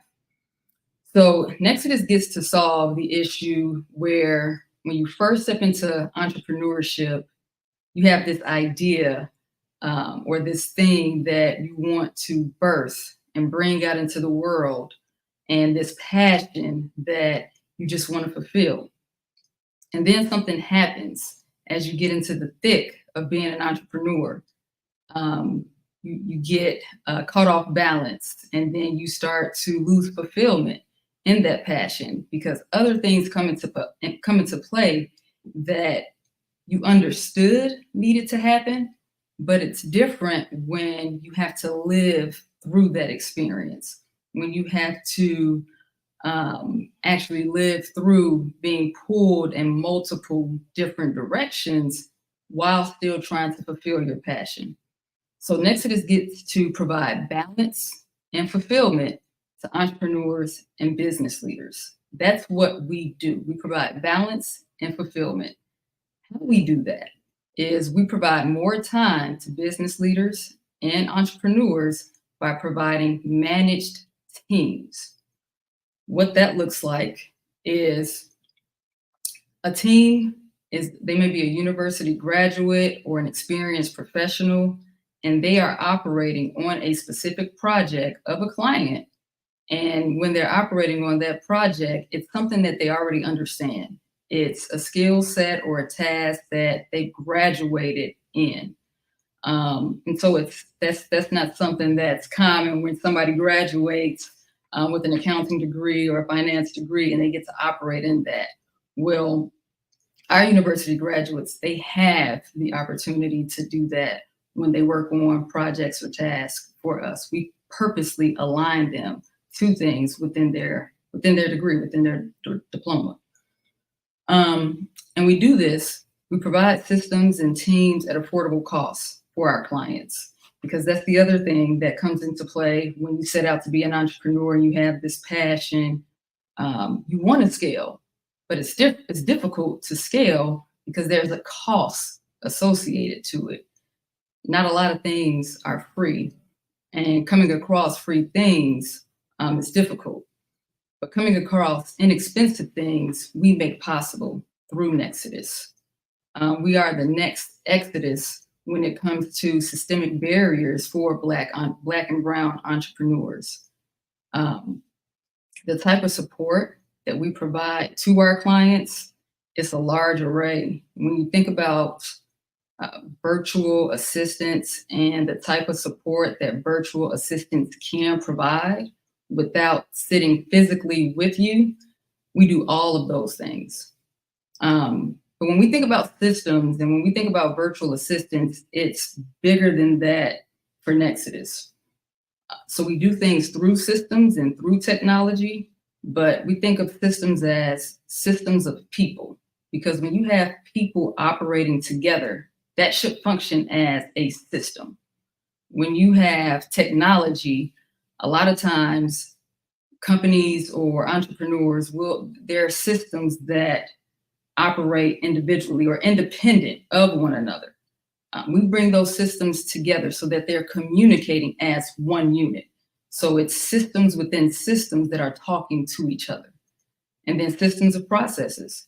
So you may have policies and procedures. Again, they may operate independent of one another. We make sure that they make sense when you bring them together. And so things aren't just piecemealed one by one. You're actually bringing those things together. Then at a higher scope, your policies and procedures operate as a system with your technology, and your technology operates as a system with your people. So everything's more fluid. We have the opportunity to take a step back and look at how everything is working so that it makes more sense and that you're getting a better return on investment for all those things that you spend time and money on as a business owner and entrepreneur. Nexus is different from other companies like ours or titled like ours. We're in the same industry as ours, because what can happen or what tends to happen, you hire or outsource this virtual assistant or you outsource this task. And then you're tasked to onboard, train this person. And from there, you're also tasked to manage and oversee. And then that takes time. You're still investing time, and time is money at the end of the day, because the whole point is for you to be able to repurpose that time to do something else, for you to repurpose that time to take a breath, if a breath is needed, to repurpose that time to think. Because to be able to take time to think and strategize as a leader is what's important. And so how we do that is these teams are already trained and ready to go. After you have your initial consultation with myself or my co-founder and business partner, we understand your vision. We understand where you're at currently, how you got to the point where you are, and then we understand where you're trying to go and when you plan to get there. We take that information back to our team. We look at who would be the best person or people, if you need several people, to get you to that place. We align them to your project if they are best suited to be aligned to your project. And it only makes sense if they also have the degree, the skill set, the experience to take on that project. And one example that I like to use is if you're a writer and your passion is to write or to be a ghostwriter in a specific field, even if it's if it's in the medical field, when it comes down to doing accounting, that's not your thing. That's not your skill set, especially if you don't have a degree or haven't studied accounting. So it doesn't make sense to have you oversee, train, and onboard someone in a task that you don't possess the skill or acumen in. So we use our accountants who have graduated in that field, and then we also use university professors who teach that skill set, they're the ones grading the papers, right? They're the ones who deem our accountants and CPAs and so forth ready to do that work as experienced professionals. So those are the ones who get to train and onboard our university graduates so that they can do the work. It doesn't make sense for us to have our clients train and onboard our team to do that work if that's not their field or expertise. So we take that off of your plate. So after that consultation with us, we're already seeking and sourcing for the best talent so that you're getting the best value for your dollar at a very affordable rate. Excuse me. Nexodus measures success in a few different ways. Of course, we have traditional KPIs and performance metrics, just like any other company. One of our performance metrics that we look at is during that initial consultation. Again, we try to understand what that client, what their goals are, what they're trying to achieve, and by when they're trying to achieve that goal. That becomes our goal. So if they're looking to go from so many dollars per year or per month to X amount of dollars per year, per month within a certain time frame, for that client, that now becomes our goal. Which, so that KPI or that metric may move or be different from client to client. So how do we standardize that metric across all of our clients? Well, now we began to look at how many of our clients are we achieving or exceeding their goals and metrics. That's how we standardize that specific metric. But as we are having our monthly and quarterly meetings with our clients, we're talking about their goals with them. And that's how we know ahead of time whether or not we're doing the best job we can. And we also look at how we can readjust and align better to their goals and targets as they may change or as industry changes take place. So that's one of the ways that we look at how we measure our success, along with, are they adding hours? Are they adding more staff? Are they coming to us and looking to us as the expert before they make any type of technology investments or implementations or switchovers? Then we know if we become a pseudo consultant or a pseudo partner for our clients, they trust us.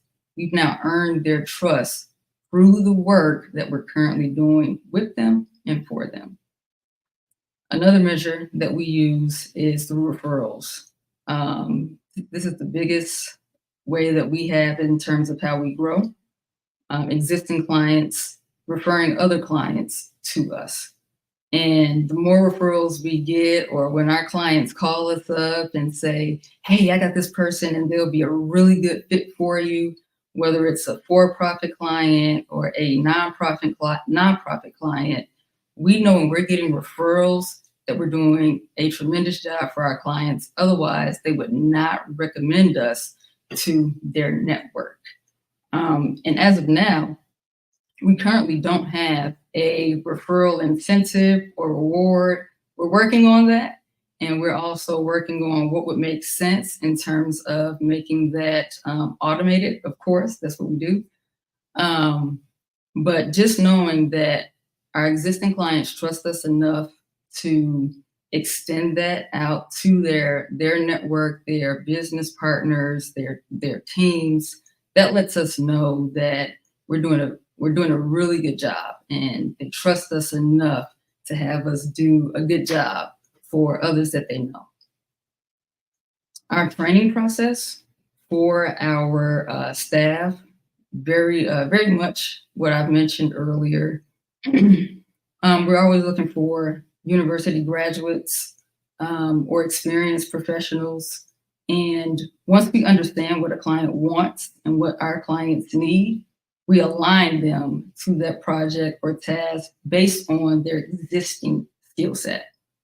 And ongoing trainings take place with university professionals. And we're always looking at what new systems are taking place in terms of technology, what new leadership or team building workshops can we put our teams through. And so our training and onboarding process is more proactive than it is reactive. This way, when that project or task is presented to us, we're ready to take that on with for our clients, and our teams feel that much more confident. We also believe in the moment feedback and in the moment coaching. So our teams sit together. Even though they're virtual to our clients, our teams are sitting together with the co-founder, as well as their team managers and team supervisors, so that if we hear something, that a question that may take place, or see something, it's addressed real time. And so it's fixed real time as well. And it's just something that we absolutely pride ourselves in. In terms of when we started this work, myself and my co-founder, we started at different periods of time. I like to say I started this when I was a child, and I didn't think that this would be my career, that this would be my give back to others. So when I was younger, my dad would bring home broken computers or computers with some type of virus, and we'd take them apart. We'd figure out what was wrong with the software, what was wrong with the hardware, and we'd get used parts or wipe the drives, erase the memory, and then we'd fix it. And that was more of a hobby. And hindsight is 20/20, because looking back now, you know, that thing that I enjoyed doing, and that I didn't want it tainted with trying to monetize it. I didn't want it tainted by making it what I did to earn money. I tried to keep that separate. People want to pay when you're talented at doing something. People want to pay someone who cares about what they're doing. And at Nexodus, I believe that the more people spend within their passion and their purpose, and when those two things meet, everyone can be successful.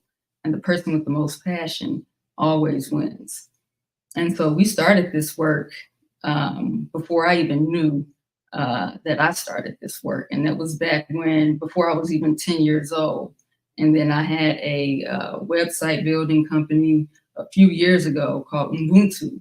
And Ubuntu means I exist, so we exist.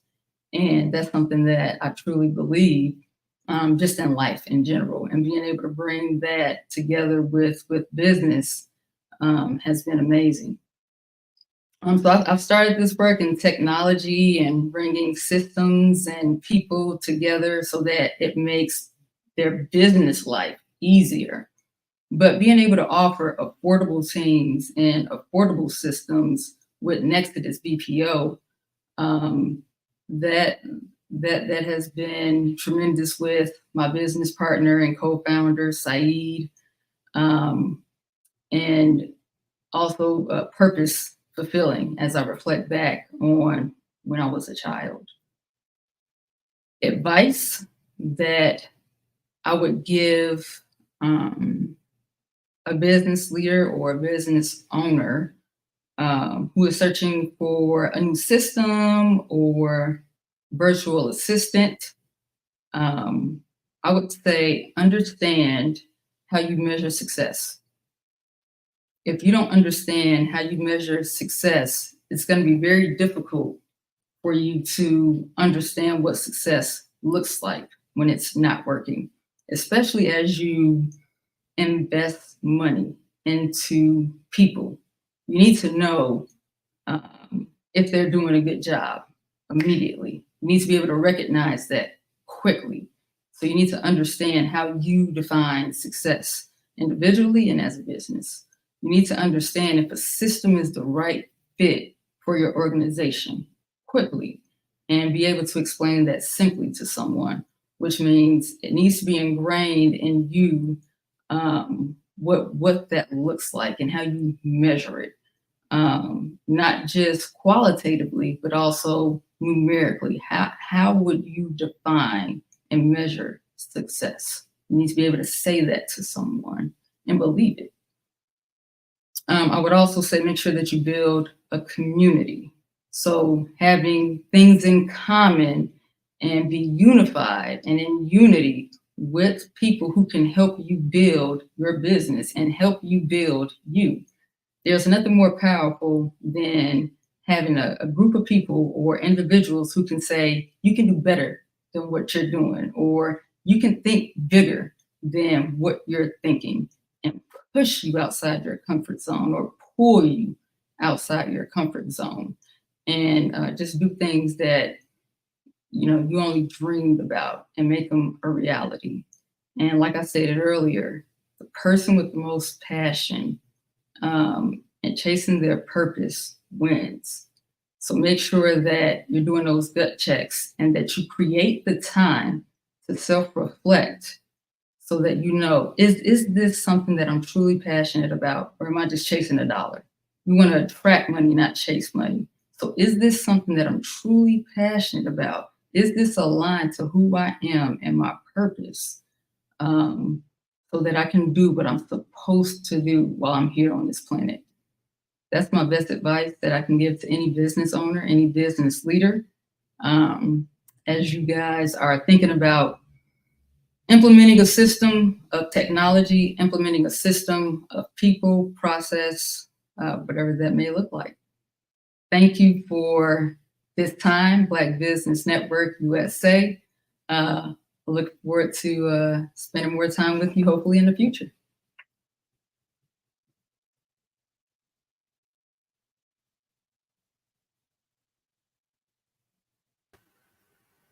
All right. Hello again. Hello.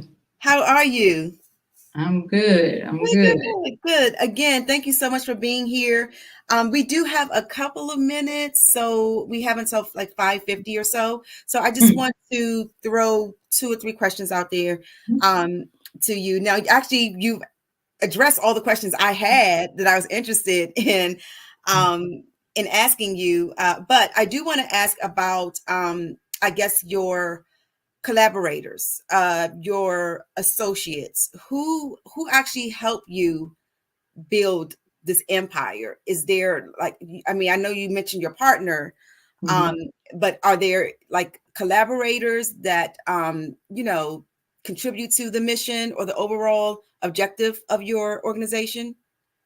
Yeah, absolutely. So aside from the co-founder, Saeed, I'm always trying to gauge or discuss and bounce ideas off of people's heads and see, hey, what are you struggling with? What would make it easier for your business? So I would say there's people just out in the community. That's why community is so important. Yes. So whether it be other business partners or technology companies that we partnered with, just trying to figure out what other companies are struggling with, and then asking for that honest feedback. Did it work? Does that work?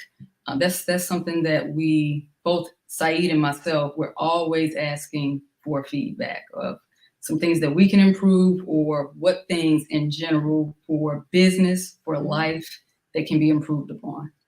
Okay. All right, cool. And I think you touched on this, but I want to ask this again.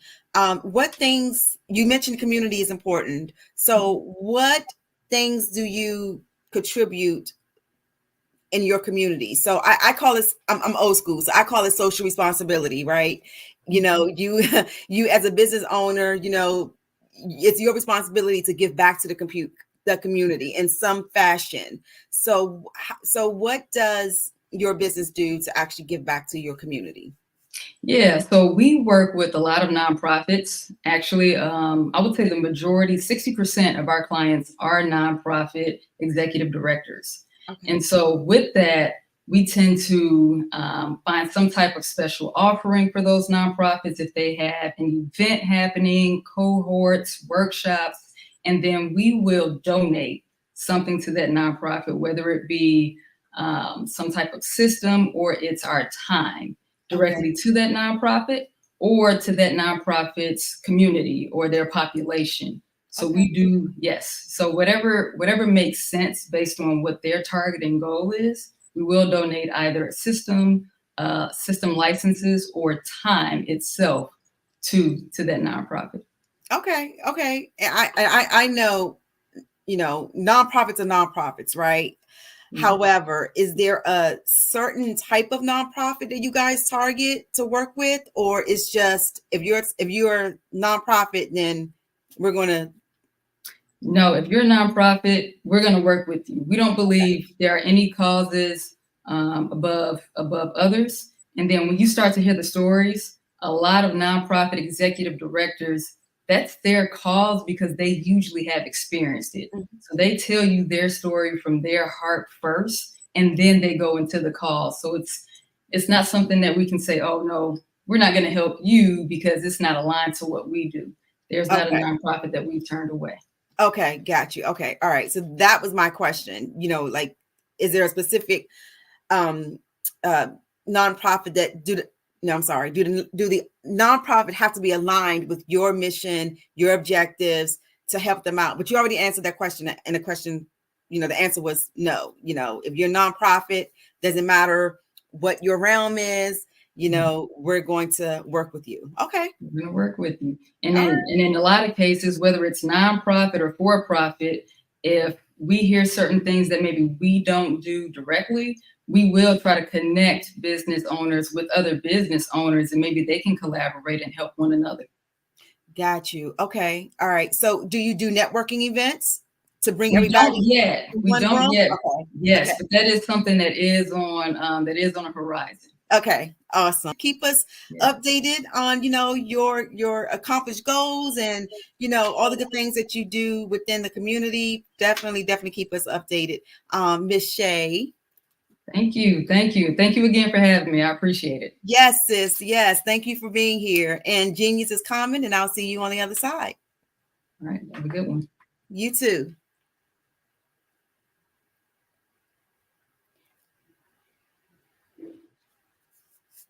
All right, that was some great information. So it is that time of the hour for us to go ahead and promote our scholarship program. So the Black Business Expo's mission is to raise funds for high school seniors going to college or K through 12 entrepreneurs. This expo is a fundraiser for students. You may go to www.blackbusinessexpousa.com to donate to the scholarship fund or use the Cash App, which is $BBXUSA. Our goal is to give laptops and up to $5,000 to 2 students. Students can register online at www.blackbusinessexpousa.com. Every dollar counts. So we want to remind you to please donate to the scholarship fund. We want to thank our Black Business Expo USA sponsors for the month of May.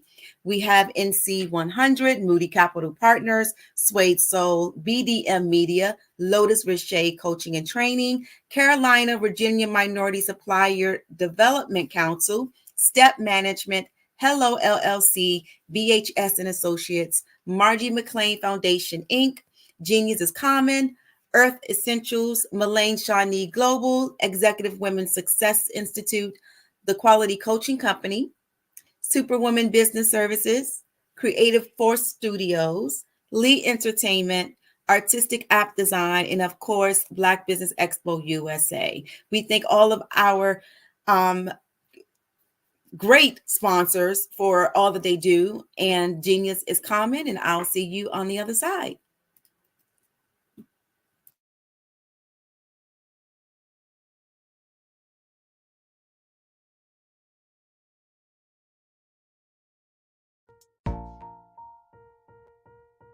Have you ever seen a parent stressed out and needed a stress reliever with their child?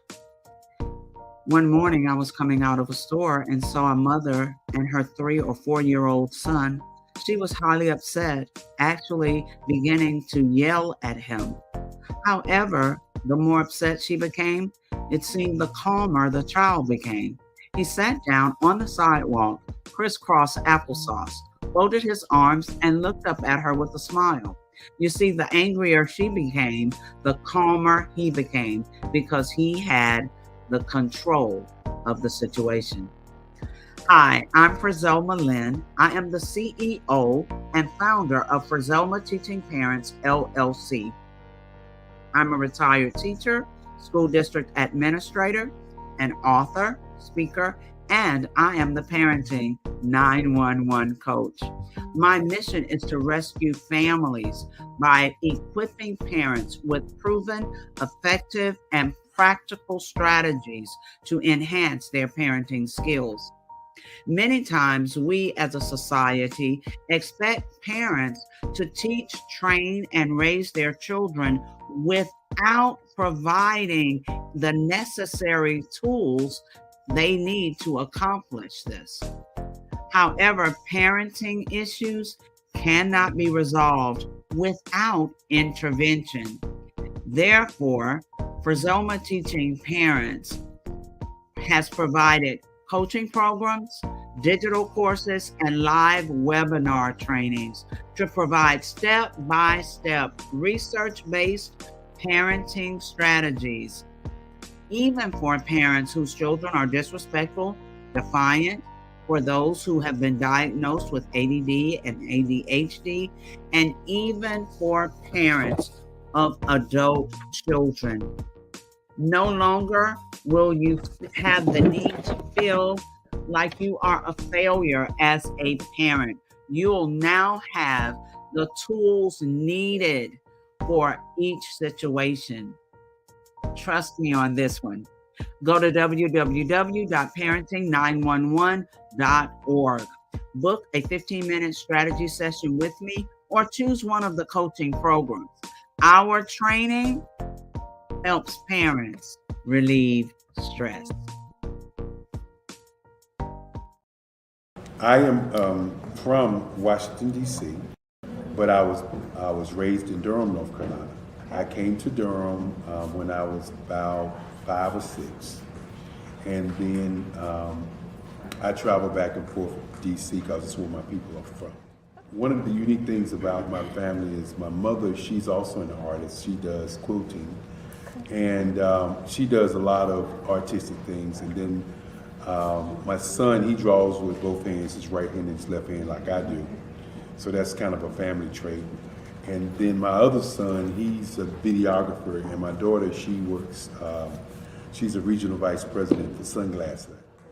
When you start out drawing and sketching, you want to continue to explore, each avenue. I do pastels, I do pen and ink, I do painting, I do acrylics. I haven't done oils yet, but I try to do all facets of art. What I say to a lot of times to people is, you can't put yourself in a box when you're an artist. You have to explore. And over the course of my life, I've tried to explore different mediums. I also do sculpture as well.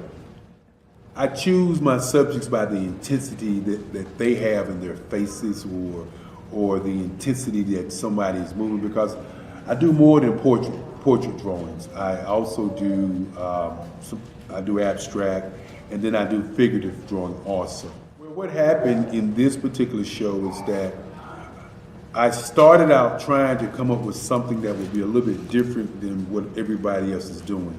So I was working on a Barack Obama show, and they wanted me to do some paintings of Barack. And so what I did was, because of the deadlines, I kind of did it kind of fast. And then I realized when I was doing it fast, I enjoyed it. And so then I started doing other pieces the same way, and I started to enjoy those pieces also. And so I came up with this particular style, and it's a style of lines and colors. And what's interesting is that when I was in college, I did a show called Lines, Colors, and I talked about the boldness of the blacks, the hotness of the whites, and this is how this has come about, later on in my life. And the colors comes from a lot of the entertainers that I work with, where they wear different colors. They don't wear, your plain reds or your whites. They wear different colors, and so that's also another piece of what's giving me the colors. The subtitle of this show is Faces That Speak Life. That's real critical. Faces that speak life. Each one of these pieces is a life source and a life energy that's being put on display for people that are looking at them. You know, I always say in terms of my art, it's not important that I draw them. It's important what you get out of what I draw. You know, I don't try to just draw it because you like it. People wanted me to do prints. I didn't do prints. You know, people asked me to do different people, but the people that I choose are people that make a difference in the lives of people in the world. So the human landscape idea was, again, as I say, the lines represent your emotions, it represents your ideas, and it represents your journey as a human being. And that's why you get the different pieces and the different looks. And as you notice, I try not to do one look that looks alike another look. And that's what's the most important part of this show.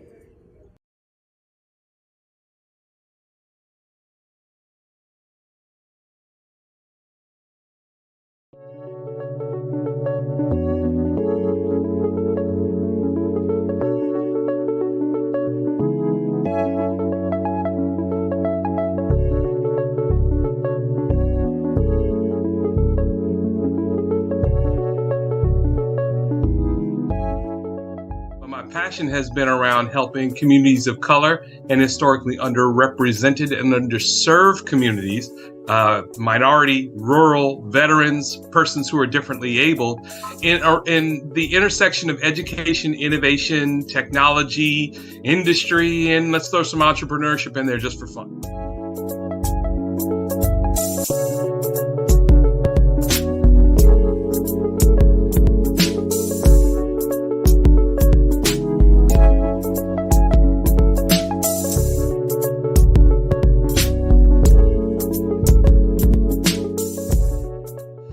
See more around innovation, incubators, accelerators. I love the idea of going from innovation to commercialization.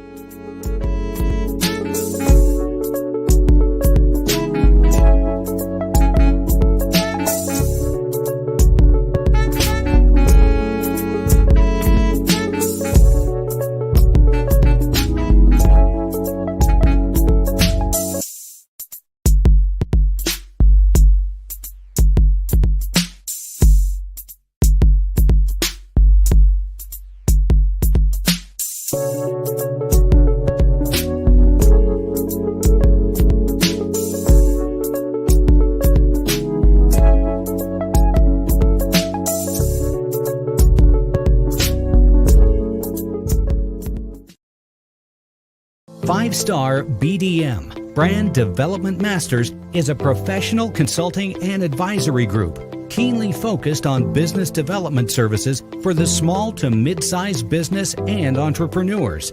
Although every business is unique, they often share business development challenges that can be addressed through smart branding. Services include process improvement and operations, digital strategy and transformation, business intelligence, digital marketing, and personal branding. Our business and personal branding company has helped a number of professionals and organizations to optimize and grow. This results in more business, more opportunities, better reach, positive outcomes. Visit www.fivestarbdm.com today to learn more.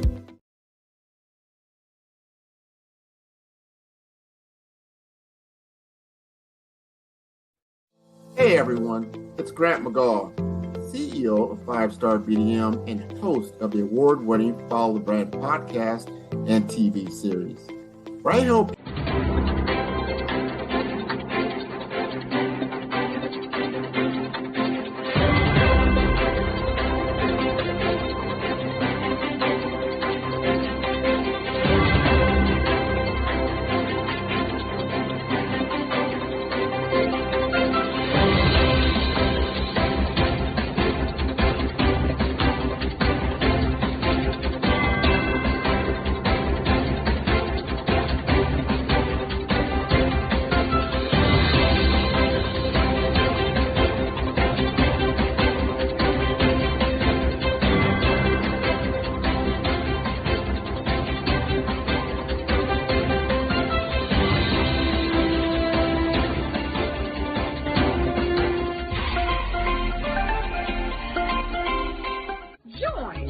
Dr. Eric Kelly III and the host of phenomenal speakers from all around the globe for this 7-day virtual event that you don't want to miss. The mission of the Black Business Expo is to raise scholarship money from kids all the way from high school, all the way from college. The Black Business Olympics is one of the largest Black business showcases in the world. It is an opportunity for businesses and companies to showcase their businesses globally. We are going to be giving away laptops up to $5,000 away to students. Again, I'm Olivia Appleberry, the founder of 2 Cents Finance and one of the speakers for the expo. I am so excited to see you there. For more info, go to www.blackbusinessexpousa.com or call 919-308-9090 and hope to see you there. I am Black Business.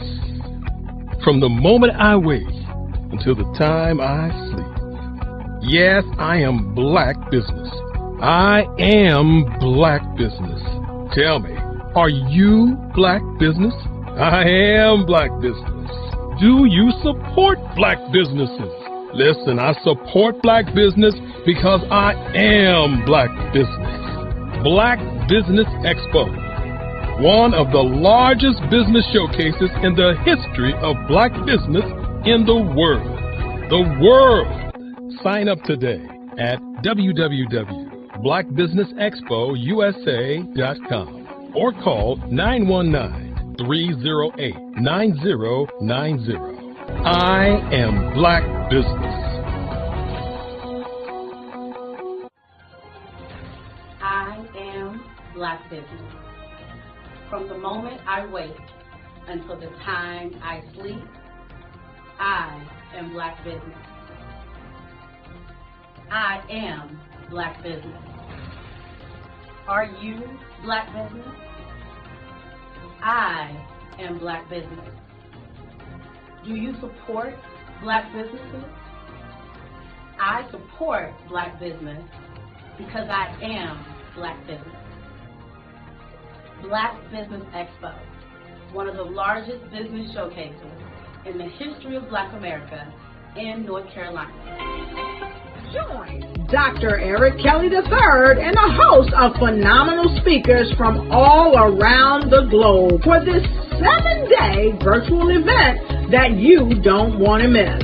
The mission of the Black Business Expo is to raise scholarship money from kids all the way from high school, all the way from college. The Black Business Olympics is one of the largest Black business showcases in the world. It is an opportunity for businesses and companies to showcase their businesses globally. We are going to be giving away laptops up to $5,000 away to students. Again, I'm Olivia Appleberry, the founder of 2 Cents Finance and one of the speakers for the expo. I am so excited to see you there. For more info, go to www.blackbusinessexpousa.com or call 919-308-9090 and hope to see you there. I am Black Business. From the moment I wake until the time I sleep. Yes, I am Black Business. I am Black Business. Tell me, are you Black Business? I am Black Business. Do you support Black businesses? Listen, I support Black business because I am Black Business. Black Business Expo, one of the largest business showcases in the history of Black business in the world.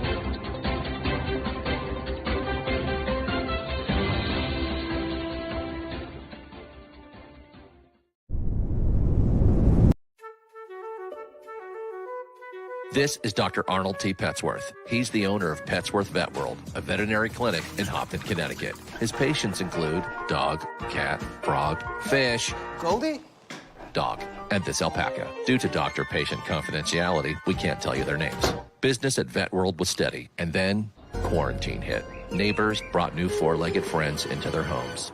bunnies. Bunnies everywhere. Dr. Petsworth welcomed these new patients with open arms. The only problem? There were more appointments than he could manage. That's when Dr. Petsworth turned to his American Express business card, which offers spending potential that's built for his changing business needs. He decided to hire a new assistant, Julio, and with spending power built for business purchases, he used his card to furnish a new exam room. Together, Dr. Petsworth, Julio, and American Express Business made sure all the pets of Humpton got the love and care they deserved. And everyone was happy. Get the card built for business by American Express.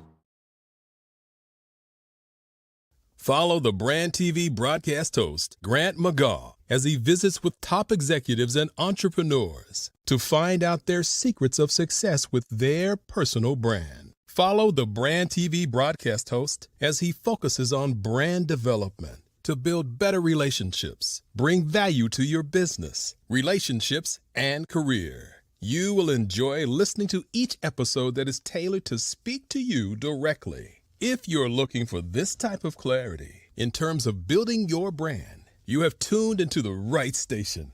Each episode will help you to shape a conversation in the 5-star BDM network of 20,000 professionals and become a springboard for your corporate engagement and business opportunities. Each guest will frame their story in the areas of personal branding, business development, career development, financial empowerment, and technology innovation.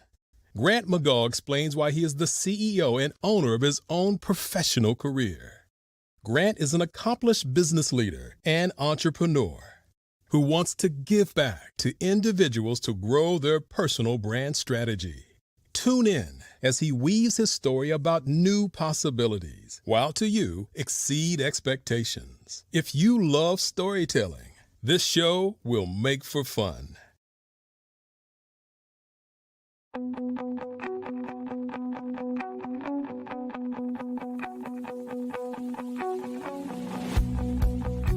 I am Black Business.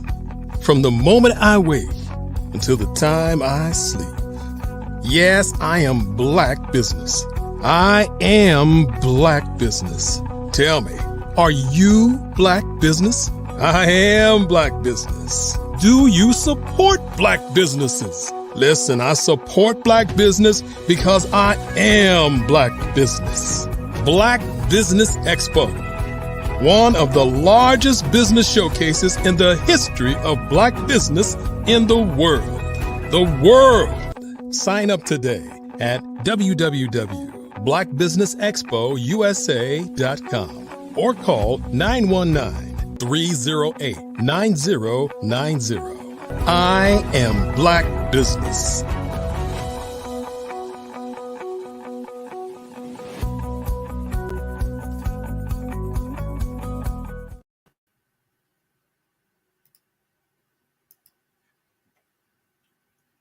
Hello, hello, hello. Good evening, good evening.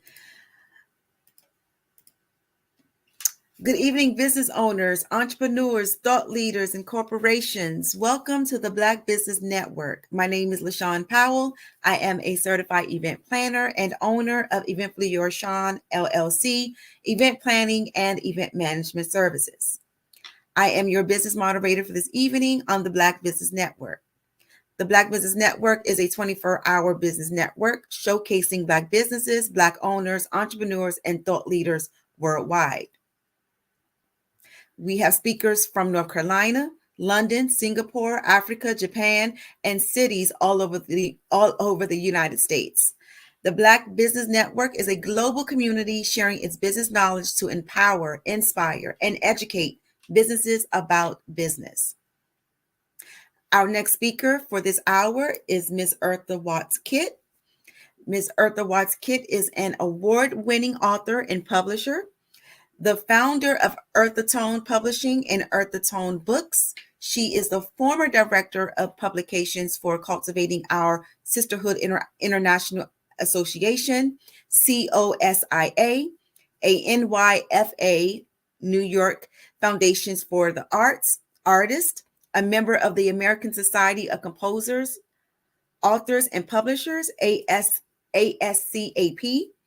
and the legendary Harlem Writers Guild. She is the executive editor of Harlem World magazine. She also leads writing, self-publishing, and publicity workshops for the New York Public Library, the National Writers Union, and the New York City Parks Department. So it is my prestige pleasure and honor to present to you Ms. Eartha Watts Kidd. Hello, good evening, Miss Hello. Howell. Hello, good evening. Good evening. How are you? I'm great. Thank you so much. And thank you for having me this evening, rather. Yes, ma'am. Thank you for being here. Thank you so much for being here. And genius is common. I'll see you on the other side. Thank you. Well, hello, everyone. My name is Eartha Watts Hicks. I am an author and a publisher. Now, some might wonder how and why I ended up doing both. My passion has always been writing. And in writing, I have been writing for a number of years. And when I had started writing, which was basically around 2001 was when I started writing Love Changes, and I had started actually writing in other forms prior to 2001.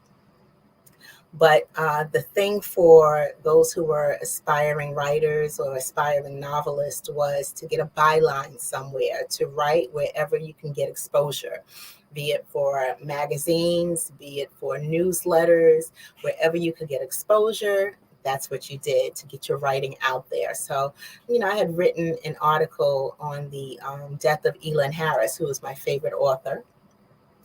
And I had expressed basically how I felt about his passing and what his writing and his books meant to me. And also I had volunteered writing contributions to a newsletter called Cassia Net, which was for Cultivating Our Sisterhood International Association. And shortly after I began contributing to Cassia Net, I was made director of publications. So their editor for the publication, I was asked to fill her shoes, and she was some tough shoes to fill. And in that capacity, just kind of navigating in the strange space of going from being an author to an editor and working with a team of writers and graphic designers and also a copy editor. In that capacity, I learned the skills that I needed to give me the confidence to publish my own novel. Now, I had an agent at the time, and I had decided to let her go because she was shopping my novel for a number of years and I wasn't able to get a deal. Mainly because in shopping my novel, I wasn't in her niche, what they call the area of her expertise, where all her contacts and connections were. I was literally pulling her into the element of African-American women's fiction when she was typically used to publishing nonfiction and academia. So understanding that it had taken me a number of years to, one, find an agent to represent me, but also was taking me a number of years to search and try to get a mainstream publisher. It was at that point that I decided to independently publish Love Changes. And when I did, I had won an award from the NAACP, the New York City Housing Authority branch of the NAACP, NYCHA branch of the NAACP, had awarded me their Just Read Literary Game Changer Award and named me Literacy Ambassador for New York City. Now, in writing a novel, there is so much that goes into it. There's skill, there's passion, there's time, there's focus, there's research. And the more passionate you are about the craft, the better your writing will be, the richer your writing will be. So I would like to read just a small section of Love Changes to kind of give you the sense of what the story is. And to give you a quick overview, Love Changes is the story of a 26-year-old who is eager to marry her high school sweetheart because they just had a baby together. And then she has a male best friend, a lifelong best friend that upsets that dynamic. And it turns into a love triangle with the nucleus of this love triangle being a lady with a baby. And it's set in 1995 with 90s music used with permission from 18 music publishers. And it's the elements of the 90s, the feel of the 90s, the mentality of the 90s, what was happening in the 90s as it pertains to this small circle of characters. It's called Love Changes.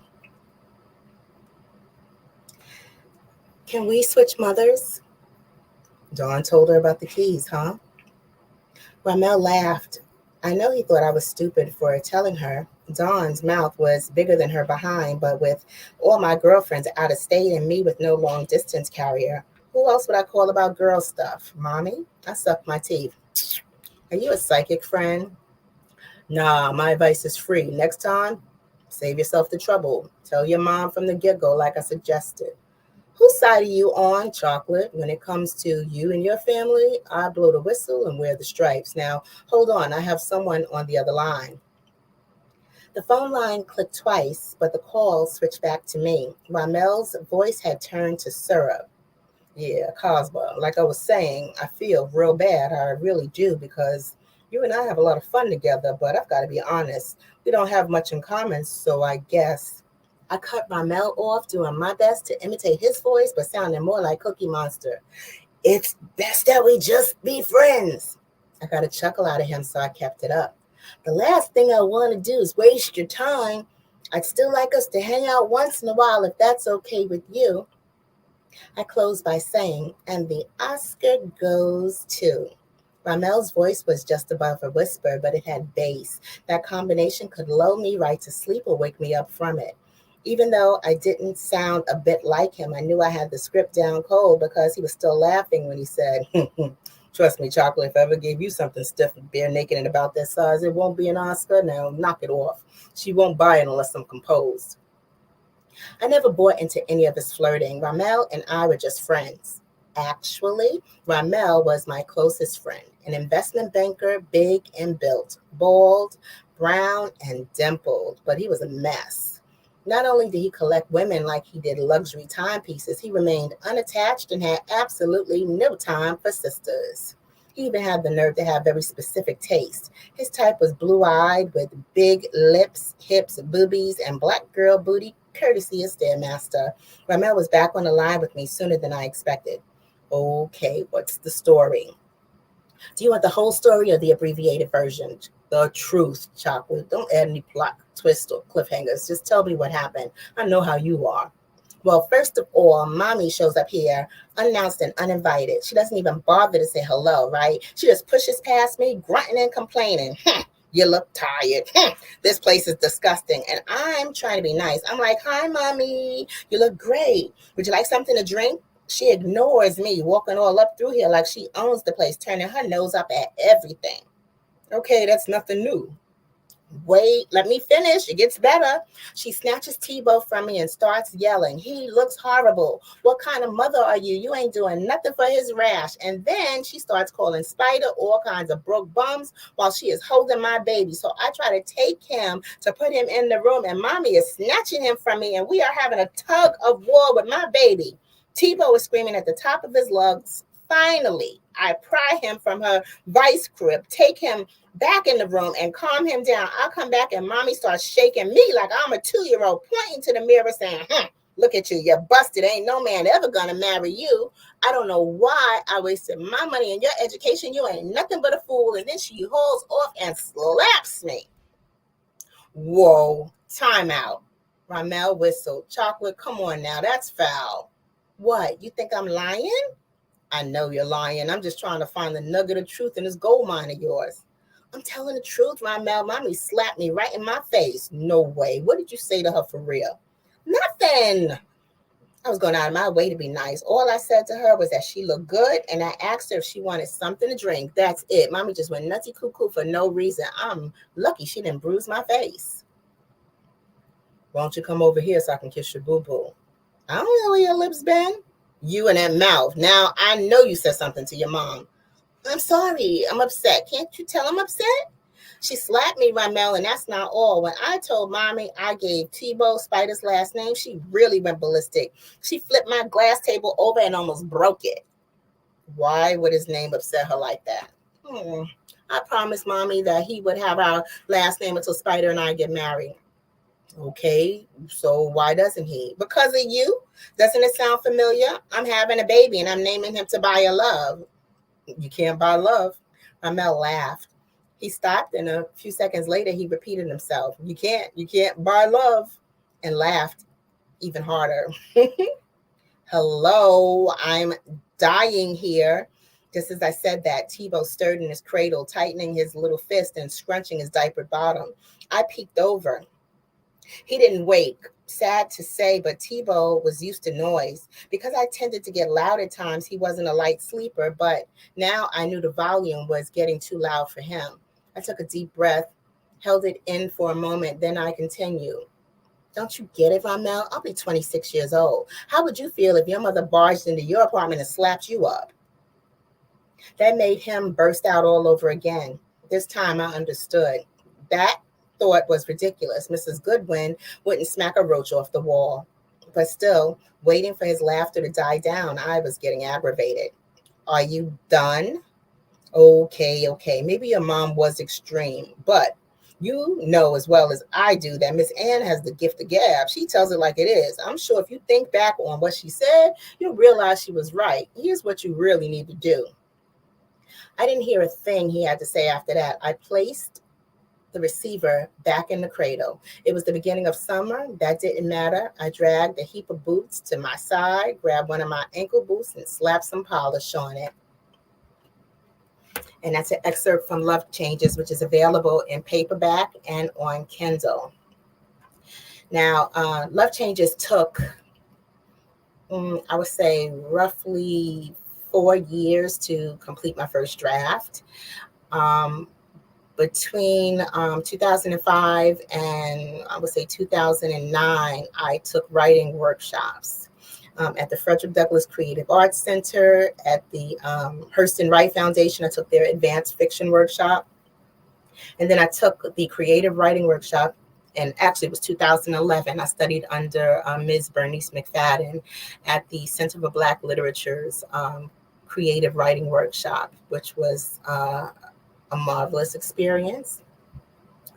And that's really where I got the courage to just produce and do it myself. I had the basic skills to design the cover and design the layout and hire an editor. And I had access to editors who were willing to edit the work for me.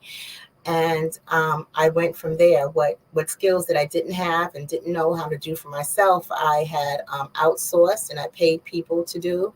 I got a loan through an organization called Project Enterprise.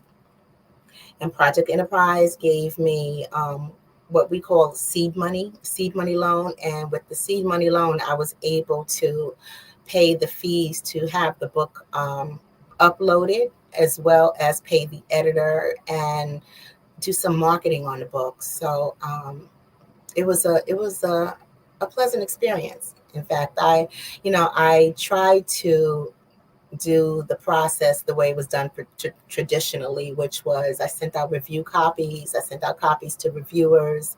I did the vending events. I was selling at selling at a vending event with a table and display and the whole bit. I had gone to community events and different restaurants and lounges that were in and around Harlem. And everywhere that I could go to showcase this book, be it community radio, blogs, podcasts. It was featured as a summary, recommended summary by the New York Amsterdam News, Fashion Avenue News. It was featured there. And the Congressional Black Caucus, it was featured there. And I did it from there. And it was such a process that what I had learned along the way, I was able to offer those services to other independent authors who had written a manuscript and were looking to publish their manuscript. I had the skill set to design the covers and the interior layout and package a book that was available for sale. And also doing the PR for it, which was a press release and a press kit and a one sheet that I would send to bookstores and libraries to get placement in the libraries. And it was a whole entire process. And the thing about being an independent author that no one really quite explains is that once you're an independent author, every role within that publishing house is your responsibility, from the accounting to the typesetting. As in, you can hire an editor, but when it's your book publishing company, if there are typos in the book, your whole publishing company looks bad. So whether or not the editor did their job doesn't matter. The accounting has to be right. You have to make sure it's right. Your books have to be well designed, or at least appealing to your audience of readers. And while all of this is like a learning process, it's like you learn as you go along, because if you don't learn, the books don't sell, and the books don't sell themselves. So you have to strike a balance between introducing your work to new audiences and producing your next work, which is why my next work wasn't necessarily a follow-up novel. I did a collection next called Graffiti Mural, which is a collection of poetry, short stories, and personal essays, because it allowed me to take different elements of my writing, however different they were, and bring it all together as a collective and package it and make that offering. And in addition to Graffiti Mural, I've participated in different anthologies. One of my favorites is, two of my favorites, Loving Black Men by Mel and Christopher Black, as well as D.L. Russell Editor, which is Nobody Goes Out Anymore, where I had contributed a story called Or Else What, which Nobody Goes Out Anymore was a collection of pre-pandemic flash fiction. So at the very start of the pandemic, the editor had approached several authors from different places in the country and asked us all to give our rendition of how we thought the pandemic would alter society. And he wanted us to write a flash fiction piece based on whatever we envisioned that to be. And in that capacity, I had written a story called Or Else What, which was a very gut-wrenching story of a family in the Bronx of a matriarch who is homeschooling the youth in her family, including her own 18-year-old child who is a wayward teen. And then she's also caring for the elders in the family, because with the pandemic, shelter in place, everyone is occupying one household, and she is in charge of one, working from home, by two, looking after the different elements of her family, while her siblings, who are essential workers, are occupying a separate household. So I brought that dynamic into a short story called Or Else What. From there, actually a little further before the pandemic in 2016, I created a series, a planner series called A Planner is a Girl's Best Friend. Now, Planner is a Girl's Best Friend is a series of planners, calendars, date books, journals with some comprehensive sheets, activity sheets, and pages that are especially designed to help us to be more economical with our time, more efficient, to get our goals in focus, to focus on our month and our money at the same time, to keep up with our appointments, keep up with our passwords, keep up with our notes and our thoughts and different bits of information that tend to get away from us.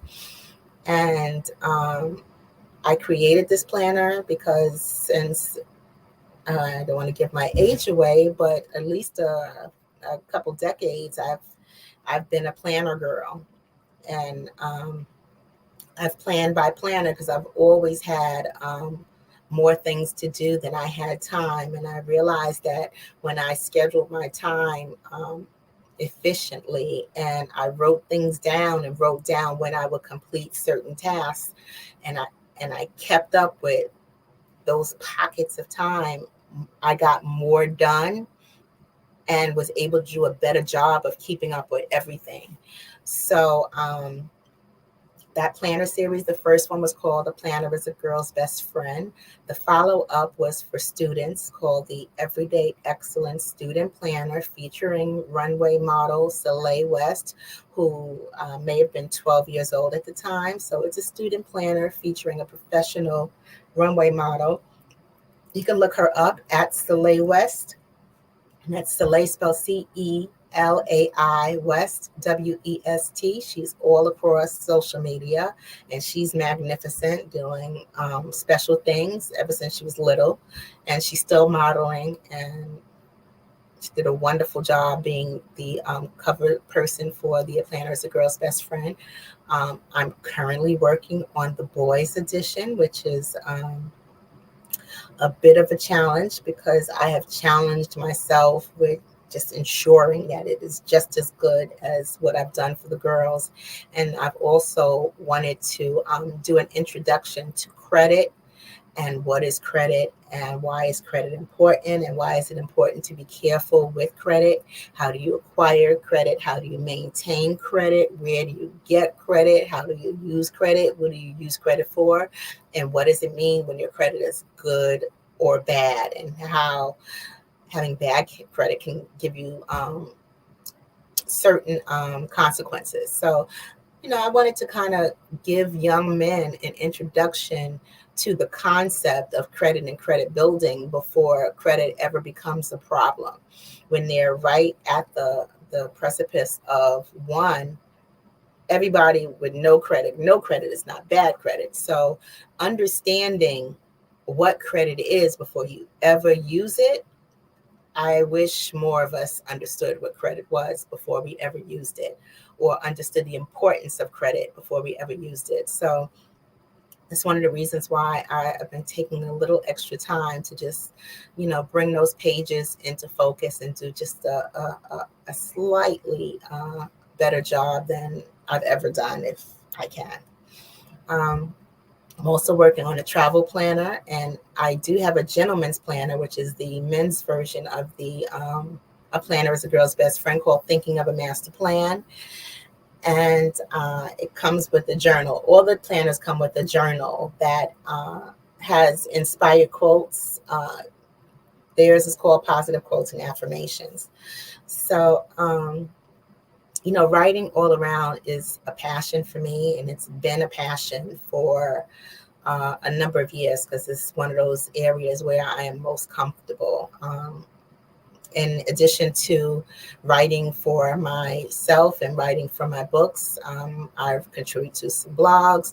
I write for different businesses. I write for blackpr.com, and that I specialize in press releases. And that has given me an opportunity to lend my skills to different businesses, different people, family, causes, services, products, all in and around Black business or Black initiatives or Black families. There's some element about the press release that I write for blackpr.com that is concerning Black culture.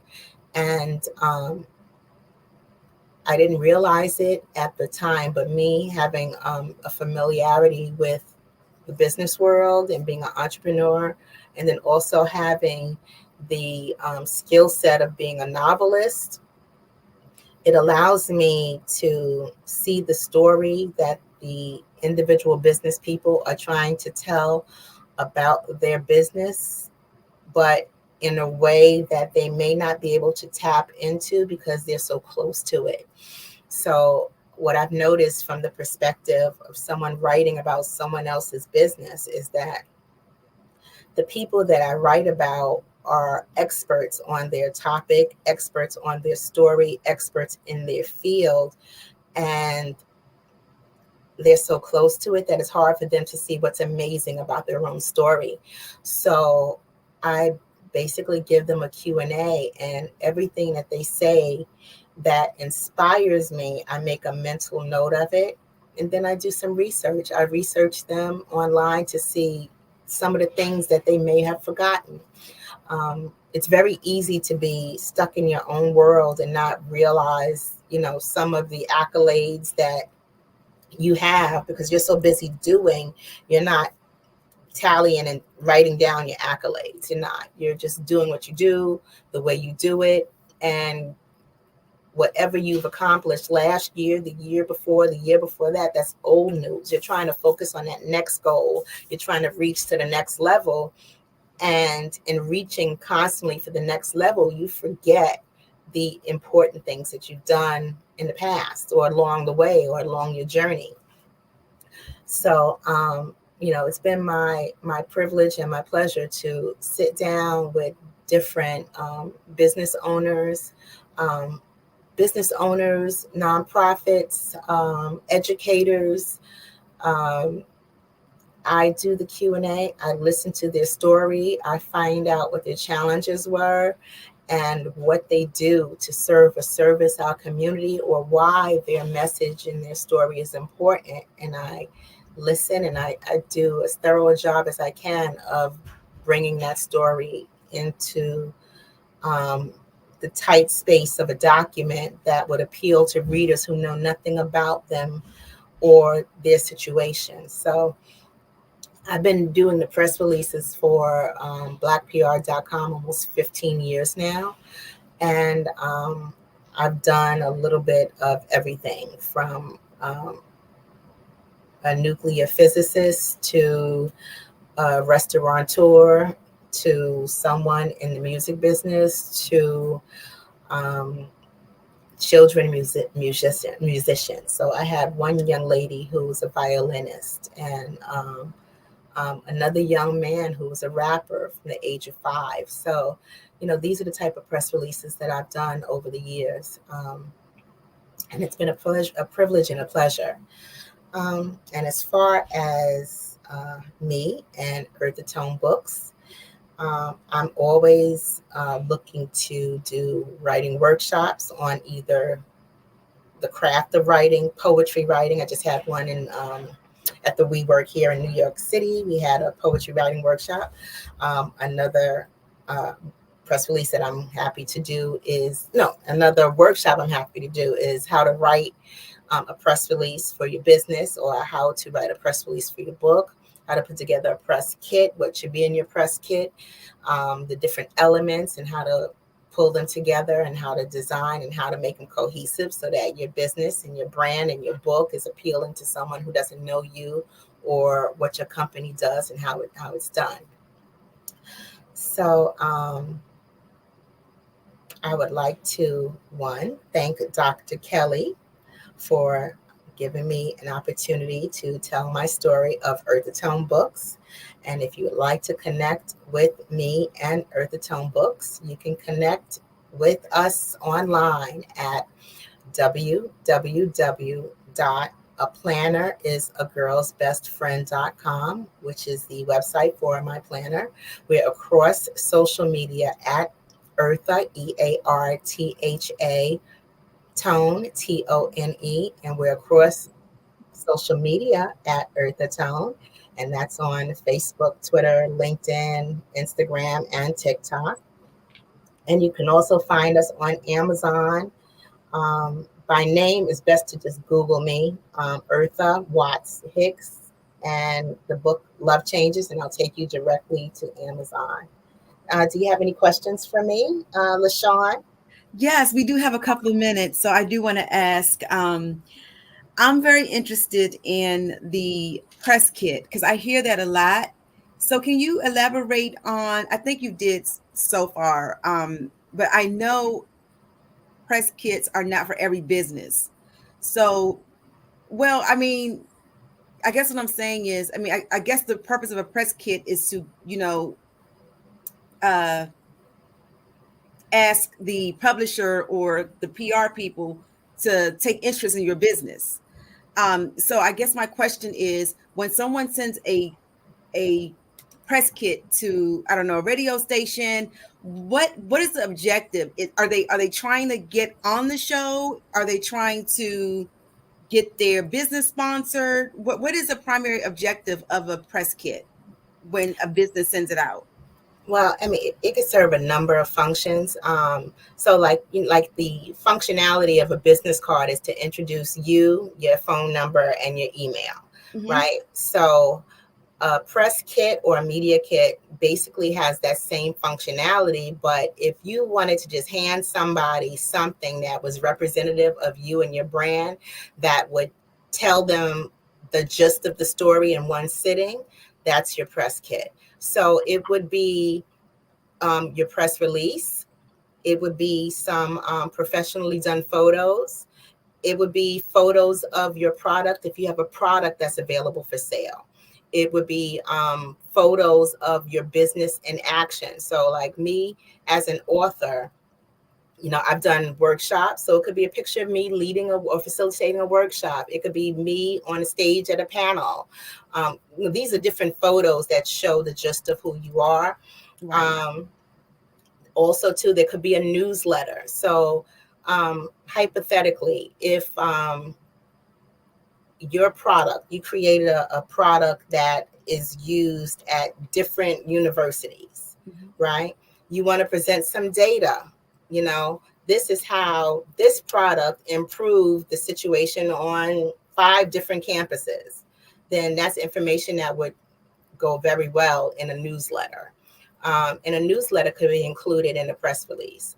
For me as an author, I had a one sheet, which was, hey, this is the specs of the book. How many pages? This is the ISBN number. This is where you can find this book available for sale. Amazon, Barnes & Noble, Walmart, Target. This is the ISBN number where you can use this number to search for this book as a product, or a serial number if it's some kind of other product, right? So in addition to like a one sheet, which is the detailed information with the highlights, anything that would be in a pamphlet or a brochure, that could also be in a press kit. And anything that is one of my favorite things. I had an article in the Amsterdam News. I did like a smaller truncated version of that article, and it was presented in my press kit. Okay. So if you get like press somewhere else, or some magnificent quotes from someone noted or someone who's influential in your industry, testimonials, comments from, in my case, book clubs who love the book, accolades, awards, a listing of awards, I'm featured on the blog, all of those different things could be in your press kit. Okay. Yeah, so it's like I said, it's like an overview, it's a snapshot, but you try to keep it to what you want people to focus in on when they look at your business. Got you. Okay. All right. So it's an overview of your portfolio, pretty much. Got it. Okay. All right. That makes sense. All right. Well, like I said, I'm interested in knowing more about how a press kit looks. I've always wanted to do one for my business, but I just didn't know what purpose it would serve because of the type of industry I'm in. But you did it like, go ahead. What is your industry? Event planning. Oh, event planning. Okay, yes. So you could do everything from the major events. You can do a press release for major events, like who the sponsors are, who the audience is, who the if it's a beauty event, it's the beauty industry. So you could connect your industry with your audience as well as your sponsors, and all of that is highlighted. And then with an event like let's say a conference, all the different elements in the run of show, you can indicate that if you have people that are being presented, celebrities who are coming through, who are going to be featured, different elements, whatever the highlights of your event are, that's what you want in your press release. Okay. Awesome. All right. I would definitely take heed to that, because we're gonna do some major events, and it would be nice to get the press there, right? It would be nice to have a spotlight on the cause of these events. So okay. Yeah, and what I try to do with the press releases is I try to compile a press release that is so cohesive that the journalist doesn't really necessarily have to do too much extra work. All the information is right there presented for them. It's like having all the ingredients for the meal prep without having to cook. Got you. Okay. All right. Well, thank you so much, Ms. Watts Hicks. Thank you so much for being here. We really appreciate all the wonderful information, all the things that you're doing in the community. That's just so awesome. So thank you so much. And you're Genius, welcome, LaShawn, and thank you so much. You're welcome. You're welcome. Take care. Genius is coming, and I'll see you on the other side. All right. So it's time again for us to go ahead and promote our wonderful scholarship. So the Black Business Expo's mission is to raise funds for high school seniors going to college or K through 12 entrepreneurs. This expo is a fundraiser for students, and you may go to www.blackbusinessexpousa.com to donate to the scholarship fund, or you can submit your donation via Cash App, which is $BBXUSA. Again, that's $BBXUSA for your Cash App.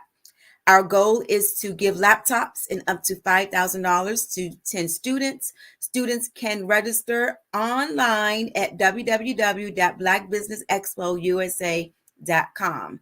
Every dollar counts. So please, we want to remind you to donate to the scholarship fund. We also want to take this time to thank our current Black Business Expo USA sponsors for the month of May.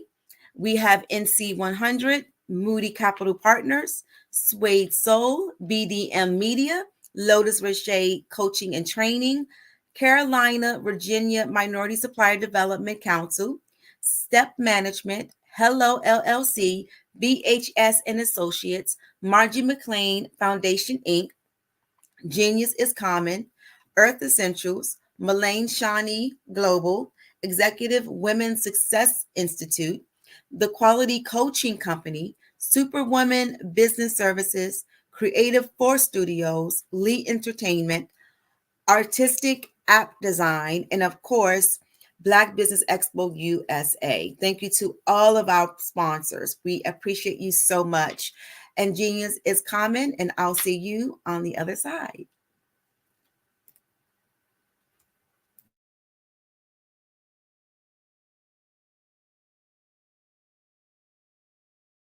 Art to me is a creative expression of something from nothing.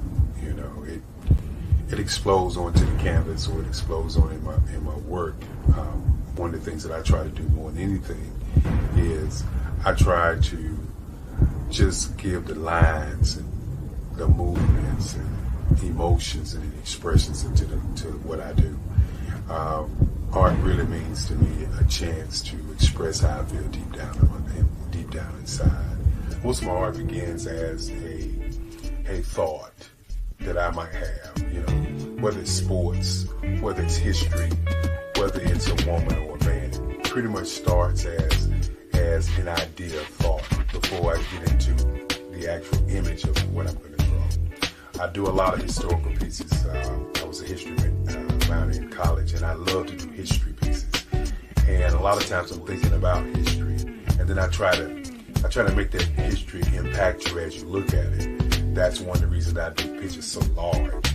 People ask me, why do I do the pictures so big? And I tell them, I want the piece to impact them as they're looking at it, to kind of dominate them, dominate their space. And most of my pieces I try to do off page. I don't try to do anything that's going to be in those four corners or in a square. And I want your imagination to be a part of the piece that you're looking at.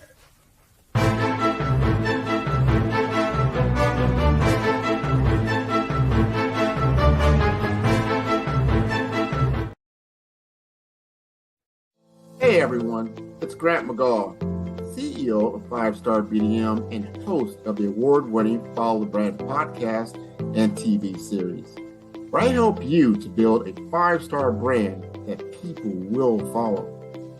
My genius is personal brand development through intelligent communication and helping you achieve your business and career goals. I am a requested speaker on digital technology and brand development issues.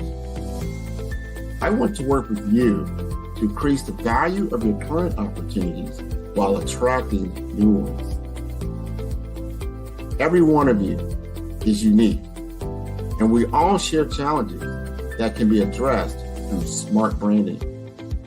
As a super connector, I work with you as an executive coach to guide you along the complicated business and career development road, providing the enhancement tools and information you need to succeed. Together, I will help you succeed in today's challenging business climate. I will evaluate and measure your progress. Best of all, I am right alongside you every step of the way. Build the brand called you. Genius is coming. Did you know women represent just 3% of Fortune 500 CEOs and less than 15% of corporate executives at top companies worldwide? Have you wondered what the secrets are to getting into the top ranks, whether in the private or public sector? Do you want to figure out how to stop being held back in your career or passed over for promotion? Then you're in the right place. Hi, I'm Dr. Madeline Ann Lewis, President and CEO of the Executive Women's Success Institute. I have decades of experience in the military, the federal government, and corporate America, and my mission is to help women succeed and tap into their full potential. I want to reach 1 million+ women around the world to become the leaders they are meant to be.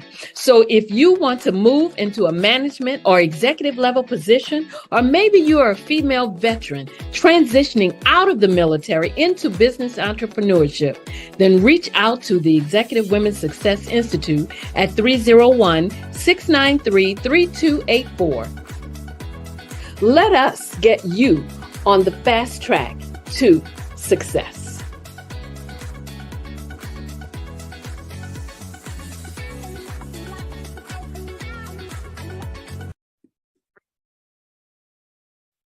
Hello, I'm Dr. Madeline Ann Lewis, President and CEO of the Executive Women's Success Institute. And my genius is helping women accelerate the path to success. You know, I was blessed to have strong women in my life who encouraged, motivated, and pushed me to do my best and to never even think about giving up on my dreams. So I say to women, we must show up to rise up. We have talents and potential, but who will see them if we don't speak up and get noticed? I know that women are a tremendous resource on this planet, and there is nothing more fulfilling than helping a woman tap into her full potential. I do this because I want to be a part of helping as many women as I can to show up, to rise up. I do this because genius is common.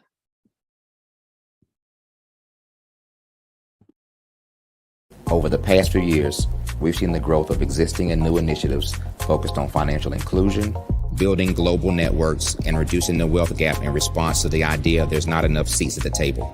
Whether their outcomes are to increase the representation of Black executives on corporate boards, ensure an inclusive global economy, or to create new U.S. African commercial pathways, the strategies are often carried out by separate programs. The question is, should they be? With the continent of Africa being home to more than half of the world's fastest growing economies, the youngest workforce, over 400 companies generating more than $1 billion annually, 700 generating more than $500 million annually that are poised for growth, and being the destination of nearly $5 billion in venture capital in 2021.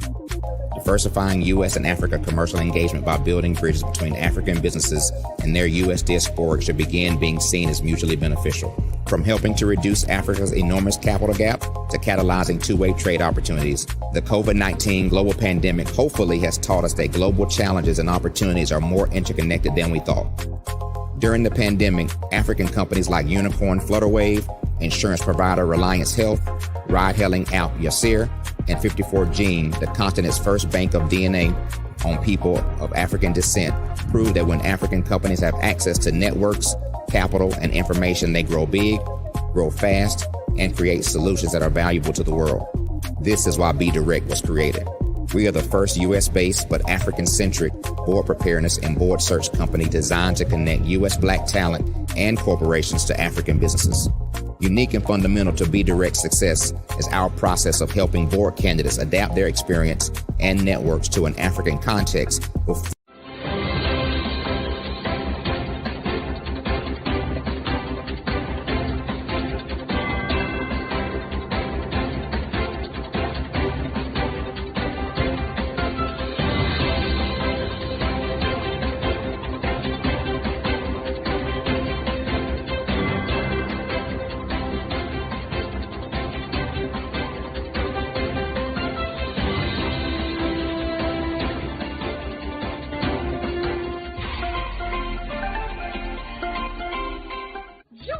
Dr. Eric Kelly III and the host of phenomenal speakers from all around the globe for this 7-day virtual event that you don't want to miss. The mission of the Black Business Expo is to raise scholarship money from kids all the way from high school, all the way from college. The Black Business Olympics is one of the largest Black business showcases in the world. It is an opportunity for businesses and companies to showcase their businesses globally. We are going to be giving away laptops up to $5,000 away to students. Again, I'm Olivia Appleberry, the founder of 2 Cents Finance and one of the speakers for the expo. I am so excited to see you there. For more info, go to www.blackbusinessexpousa.com or call 919-308-9090 and hope to see you there. I am Black Business. From the moment I wake until the time I sleep. Yes, I am Black Business.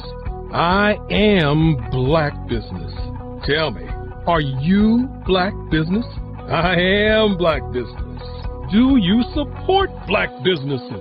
Listen, I support Black business because I am Black Business. Black Business Expo, one of the largest business showcases in the history of Black business in the world. The world!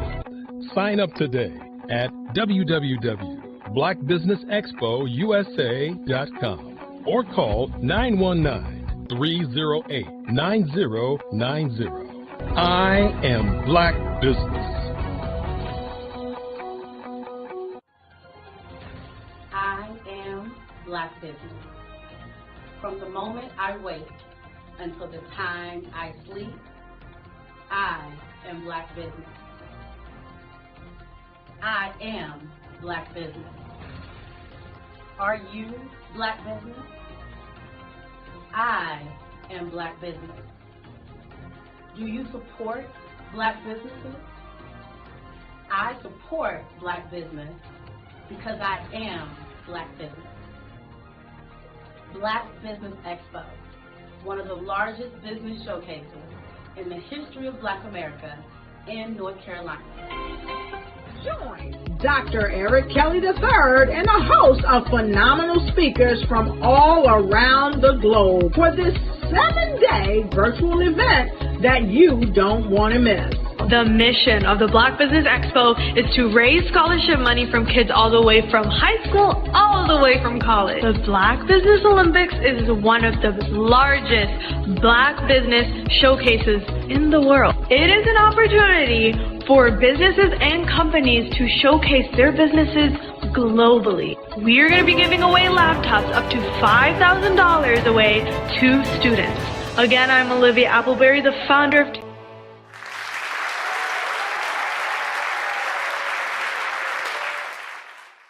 You see the career opportunity.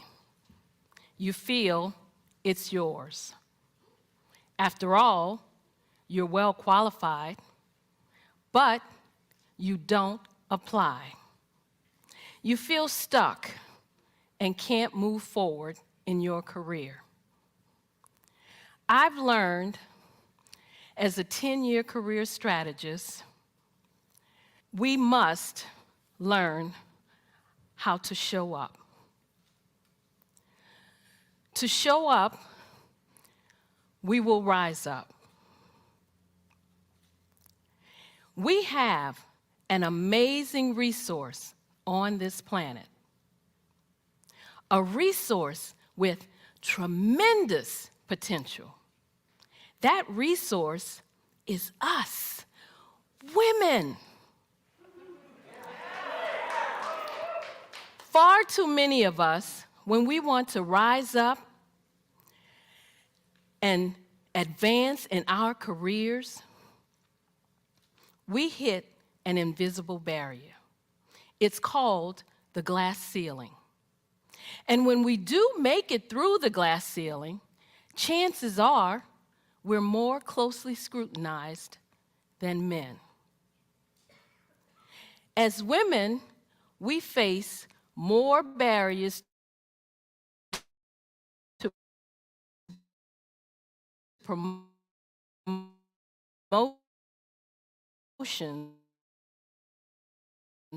However, I've discovered not is ourselves. As women, we often hold ourselves back. We are not rising up and tapping into our full potential for 3 reasons. The first is a lack of confidence in our abilities. As women, we hold ourselves back when we make career decisions based on what ifs. We listen to that little voice in our heads that says, what if I'm not good enough? What if I don't have what it takes? What if I fail? An article in the Harvard Business Review says, men will apply for a position when they meet only 60% of the requirements. Good for them. But what do? We will only apply if we feel we can meet 100% of the requirements. Instead of moving forward with confidence, we hold back. We let fear and doubt take over, even though we know we're well qualified. And the second reason is a lack of assertiveness. We have talents and potential, but who will see them if we don't speak up and get noticed? When we join a meeting, we often sit in the back or to the side. When we could assert ourselves, we don't. We shrink back.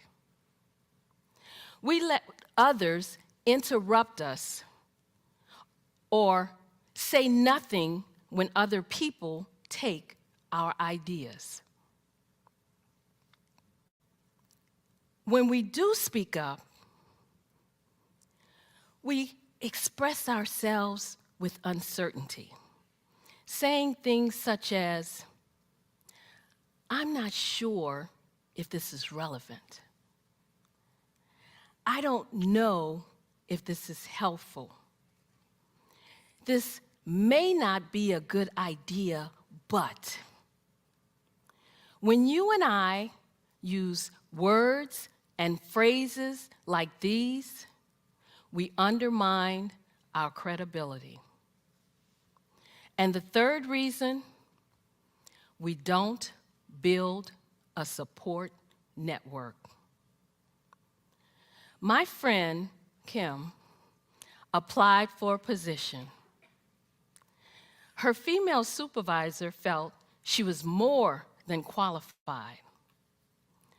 But the supervisor would not give Kim a recommendation. The supervisor felt it would look too much like favoritism. To me, this just looked like one woman who would not reach back and help another woman. If we want to rise up, we must learn to support each other. We need to show up to rise up.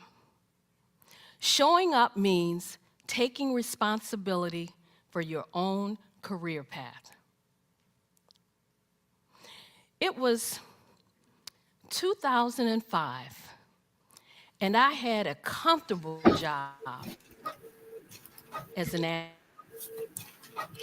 analyst working for the US government, but I wanted more. A supervisor's position opened up, and I submitted my application. I tried to find out as much as I could about who was applying, what were my chances. I discovered that 2 men were applying for the same position. I also discovered that neither of these men had the qualifications that I had. But I was optimistic because one of the women on the interview panel told me that she would support me. So I walked into that interview room well prepared. I answered all their questions. I aced that interview. 3 days later, I was told I wasn't selected.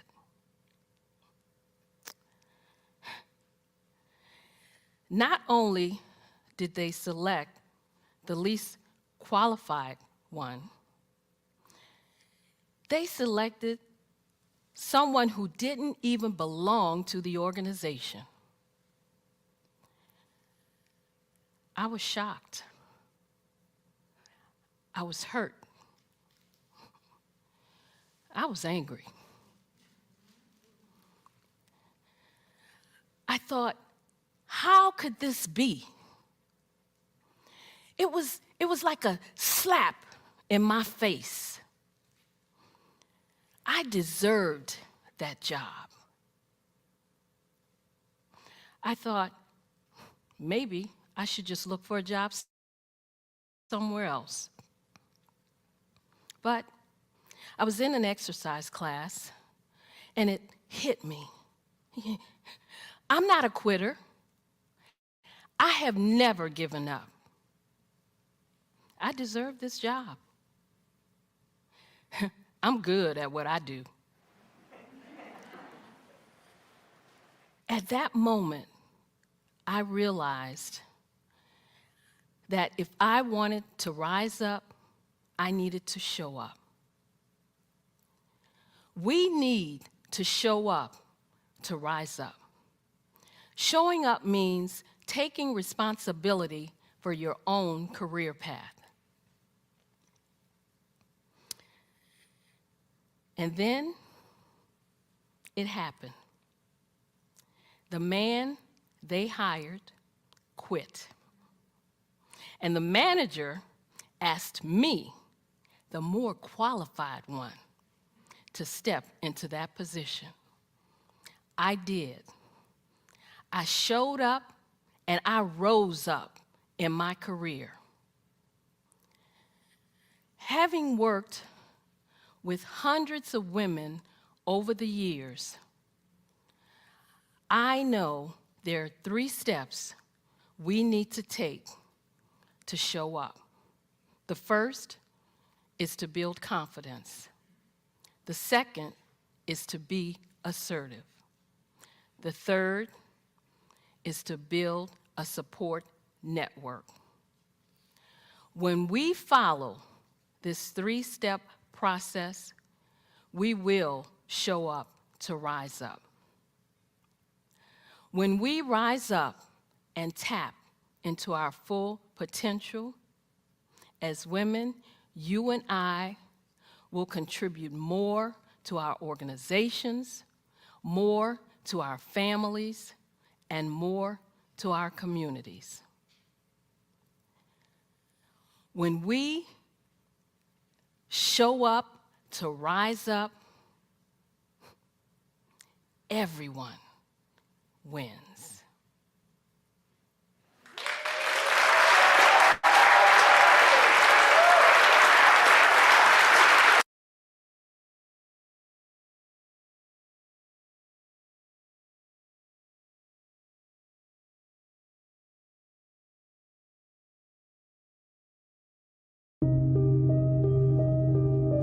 The Black Business Expo is changing my life.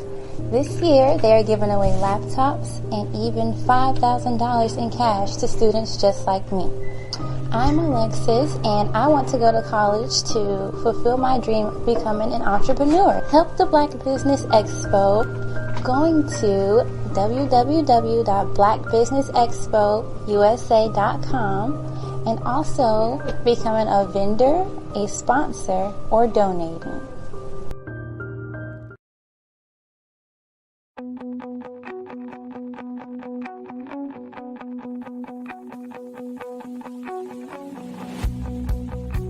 I am Black Business.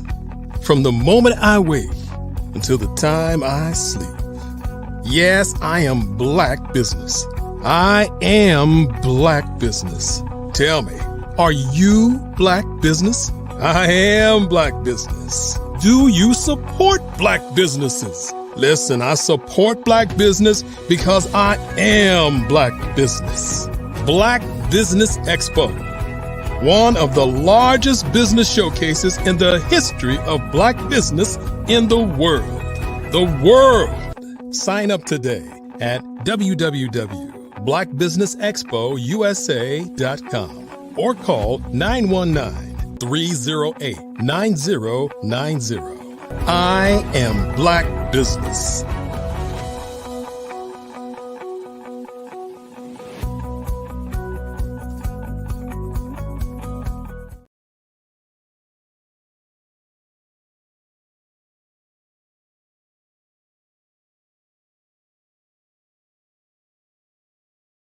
The Black Business Expo's mission is to raise funds for high school seniors going to college or K-12 entrepreneurs. This expo is a fundraiser for students. Please, you may go to www.blackbusinessexpousa.com to donate to the scholarship fund or use the Cash App at $BBXUSA. Our goal is to give laptops and up to $5,000 to 10 students. Students can register online at www.blackbusinessexpousa.com. Every dollar counts. Please donate to the Black Business Expo USA Scholarship Fund.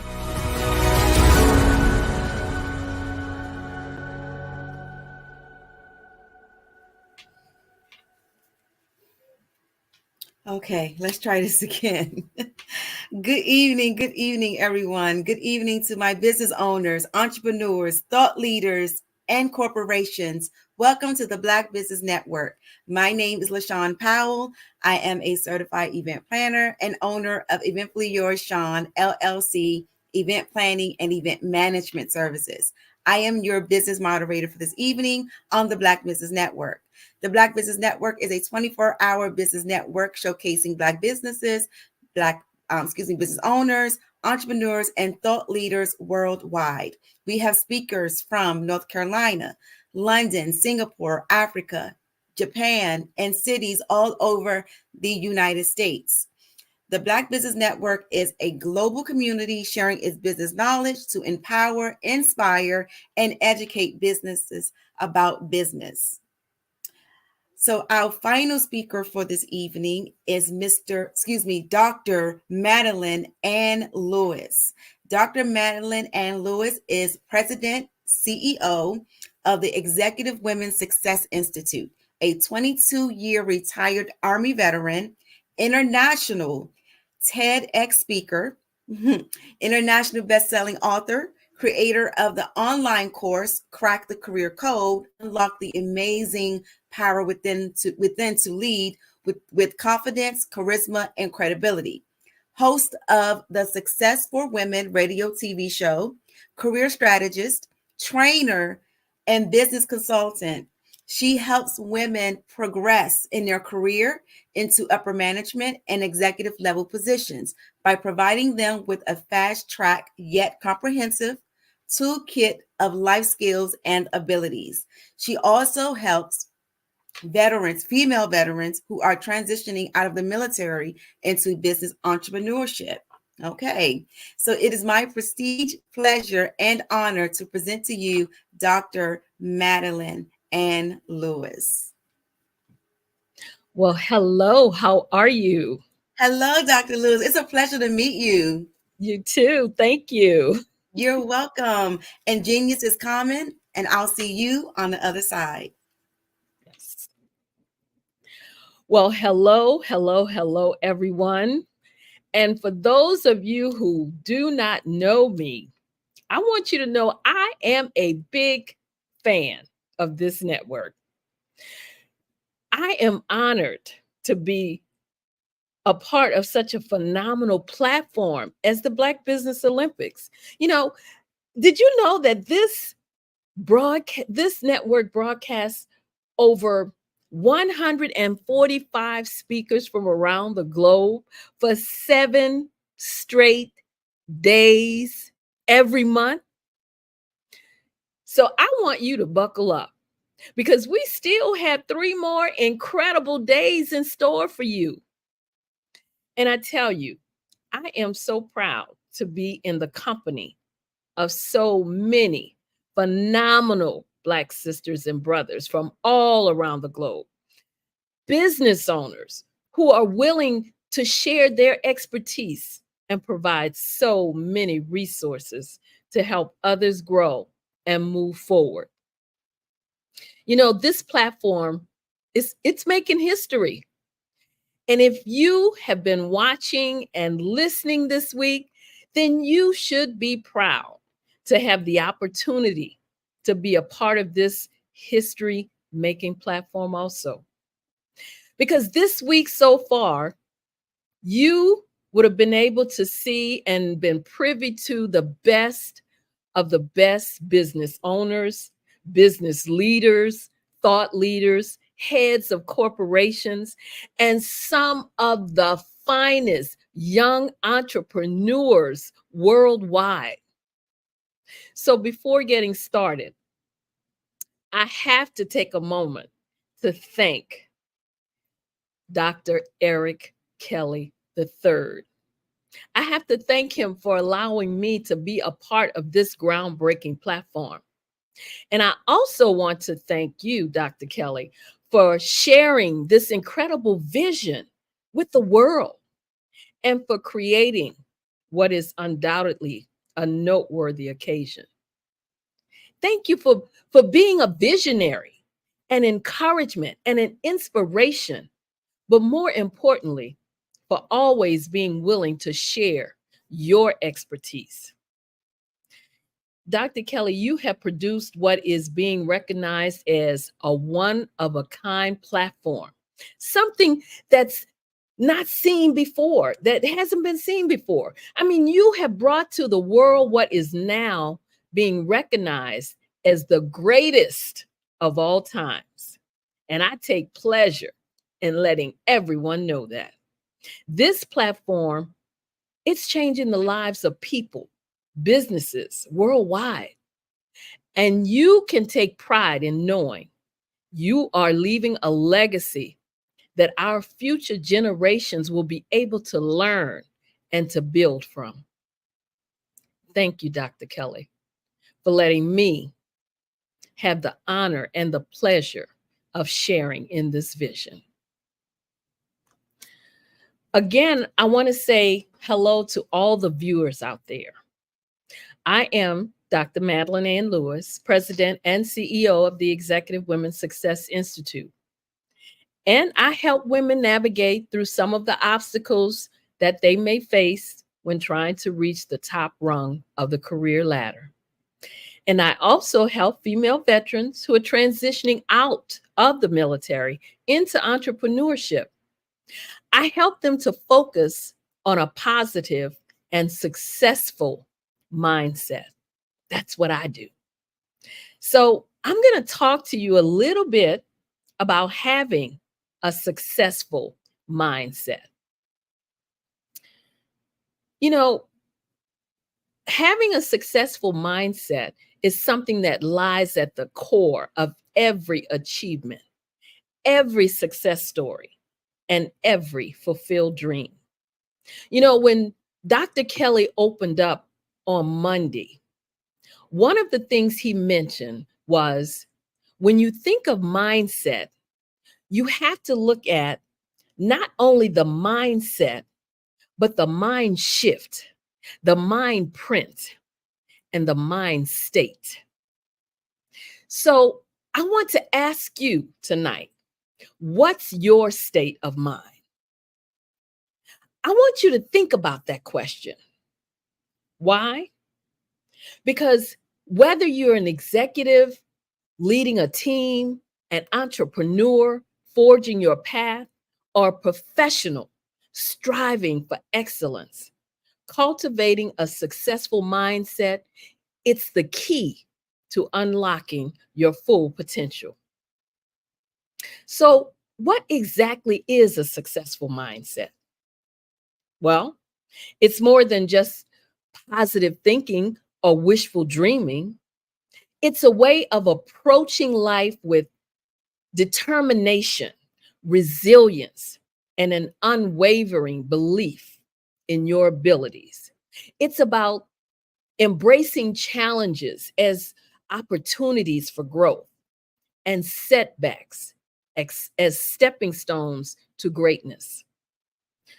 One of the fundamental principles of a successful mindset is the power of self-belief.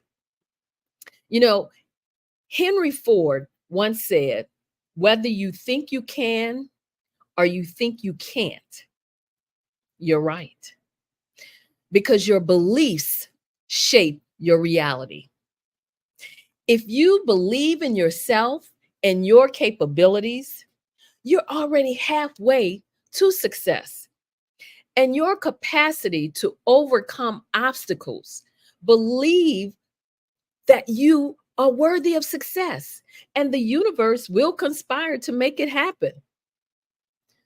But self-belief alone is not enough. A successful mindset is also characterized by resilience in the face of adversity. The road to success is rarely smooth or easy. There will be obstacles, but it's how you respond to these challenges that defines your journey. Instead of dwelling on failure or succumbing to self-doubt, choose to bounce back stronger and even better. Use setbacks as opportunities to learn, to grow and to improve yourself. Remember, it's not the fall that defines you, but the courage to rise again. You know, there was a young woman on the platform this week by the name of Leah White who said something that I thought was key as I talk about mindset. And what she said was, if you change the way you look at things, the things you look at will change. Let me say that again. If you change the way you look at things, the things you look at will change. Another essential aspect of a successful mindset is the willingness to take risk and to embrace change. Comfort zones are where dreams go to die. Success lies beyond the boundaries of familiarity and security. It requires the courage to step into the unknown, to embrace uncertainty, and to adapt to ever-changing circumstances. So don't be afraid to take a calculated risk, to challenge the status quo, or to pursue your passions with relentless determination. Time is our most precious resource, and how we choose to allocate it also determines our success. What this means is you have to set clear, specific goals for yourself, and then you have to prioritize them ruthlessly. Focus your time, your energy, and your resources on activities that align with your objectives and bring you closer to your vision of success. Now, I want to stop right here just to give you a few numbers that I want you to ponder on. There are 1,440 minutes in a week. There are 43,200 minutes in a month with 30 days. And just in case you're wondering, there are 44,640 minutes in a month with 31 days. Now, I'm emphasizing these figures because I want you to remember every minute wasted is a minute lost forever. Did you know that to be successful, you have to come out of your comfort zone? Did you know you cannot be successful if you're holding on to regret? Did you know that adopting a growth mindset will allow you to continuously develop your skills so you can evolve and reach your goals? Did you know that you cannot be successful if you are afraid of past mistakes? And did you know that successful people view challenges as opportunities to learn and grow? Did you know that rather than fearing failure, you should see it as a stepping stone toward improvement? Well, I'm here to tell you that you have the ability to be great. But what steps are you taking to move forward? What steps are you taking to leave a legacy for our young people, to help change their mindset?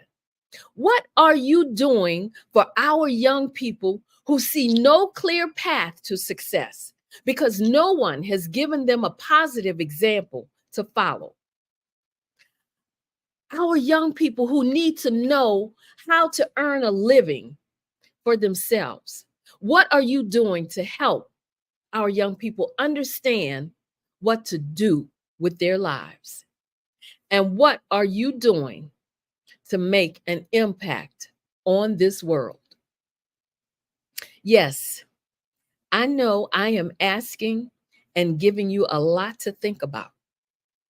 But let me just say, nothing will come from missed opportunities, broken promises, or lackadaisical attitudes. You cannot change our young people or anyone else if you don't first change your mindset. As Dr. Kelly said on Monday, your mindset has to be in the right now, meaning today. The now is showing up when you're supposed to show up. The now is being mindful of your obligations. And the now is being a person that people can depend on. It's all about believing in yourself. And believing in yourself is the cornerstone of any remarkable transformation. And that's why when you have to ask the question, why am I here? And what is my purpose? You also need to be able to answer those questions. Because when you know the why behind your what, you're much more likely to stick to your goals and finish what you start. As someone once said, your beliefs becomes your thoughts. Your thoughts become your words. Your words become your actions become your habits become your values, and your values become your destiny. It's all about embracing your worthiness and truly believing you deserve the successes you envision for yourself. Remember that change starts from within. You are what you think. And part of the change is knowing you can do what you're envisioning for your future. You have what it takes to do whatever you set out to do. You can do what all the other individuals who spoke this week did. Maybe not exactly what they did or how they did it, and maybe not in the same time frame that they did it. But you can do what you set out to do if you believe in yourself. And this network and the individuals on here can help you. This network can open doors to new opportunities for you. And it definitely provides valuable insight. I really want you to understand that the path to success is rarely a straight line. It's a series of twists and turns, demanding resilience. It's about pushing through when others might falter and persisting when the journey becomes tough, even when others say you can't. Think about this. When you want to quit before even getting started, quitting may provide temporary relief, but it will also rob you of the chance to discover your true potential, because it's in those moments of difficulty that you find out what you're truly made of. Someone else once said, some people succeed because they're destined to do so, but most succeed because they're determined to do so. Which are you? So I want you to take a moment to reflect on what truly makes you happy and fulfilled. Consider what you're passionate about. Consider your values and the skills you enjoy using. And then consider sharing them with the world. Consider sharing them on this platform. Understanding yourself better is the foundation for finding a success that brings you genuine satisfaction and happiness. And remember, you don't have to navigate this journey alone. This platform is a resource to draw from. This platform can and has opened doors to new opportunities for many, and it definitely provides valuable insights. You're being provided with resources that will take you to the next level if you use them, and more importantly, if you implement them. Every step that you take towards believing in yourself brings you closer to your goals, closer to success, and closer to happiness. So when I say to you, you have been gaining insight from individuals who have been there, individuals who have faced the obstacles, who have stepped out of their comfort zone and said, I will not quit. They made it, and now they are sharing their success with you because they believe you can make it too. So I urge you to not be one of those people who may attempt to implement what they have learned, but then quickly lose interest when they don't see much progress. You know, that person who feel it's not happening fast enough. And definitely don't be one of those people who will quit when you see there is real work involved. Results may not come as quickly as you may hope, but yielding to impatience and quitting will never be the catalyst for achieving your goals. Success is not reserved for just a chosen few. It's attainable for anyone who's willing to roll up their sleeves and put in the work. And keep in mind, the only thing standing between you and your goals is the amount of effort you're willing to put and the amount of effort you're willing to invest. So if you have ever doubted whether your goals are attainable, let me remind you right here and right now, they are. Every dream and every aspiration starts with a vision.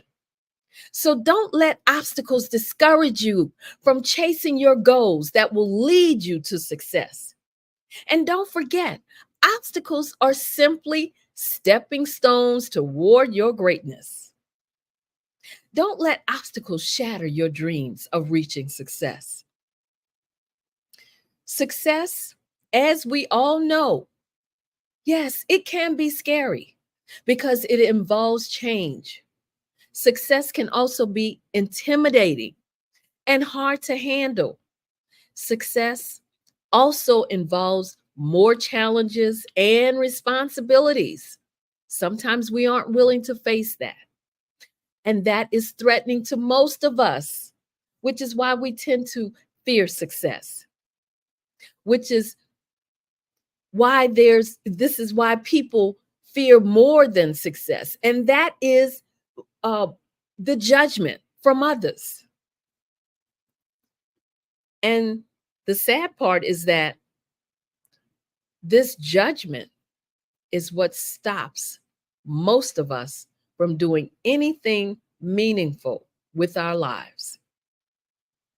We would rather play it safe than to risk making a mistake and embarrassing ourselves.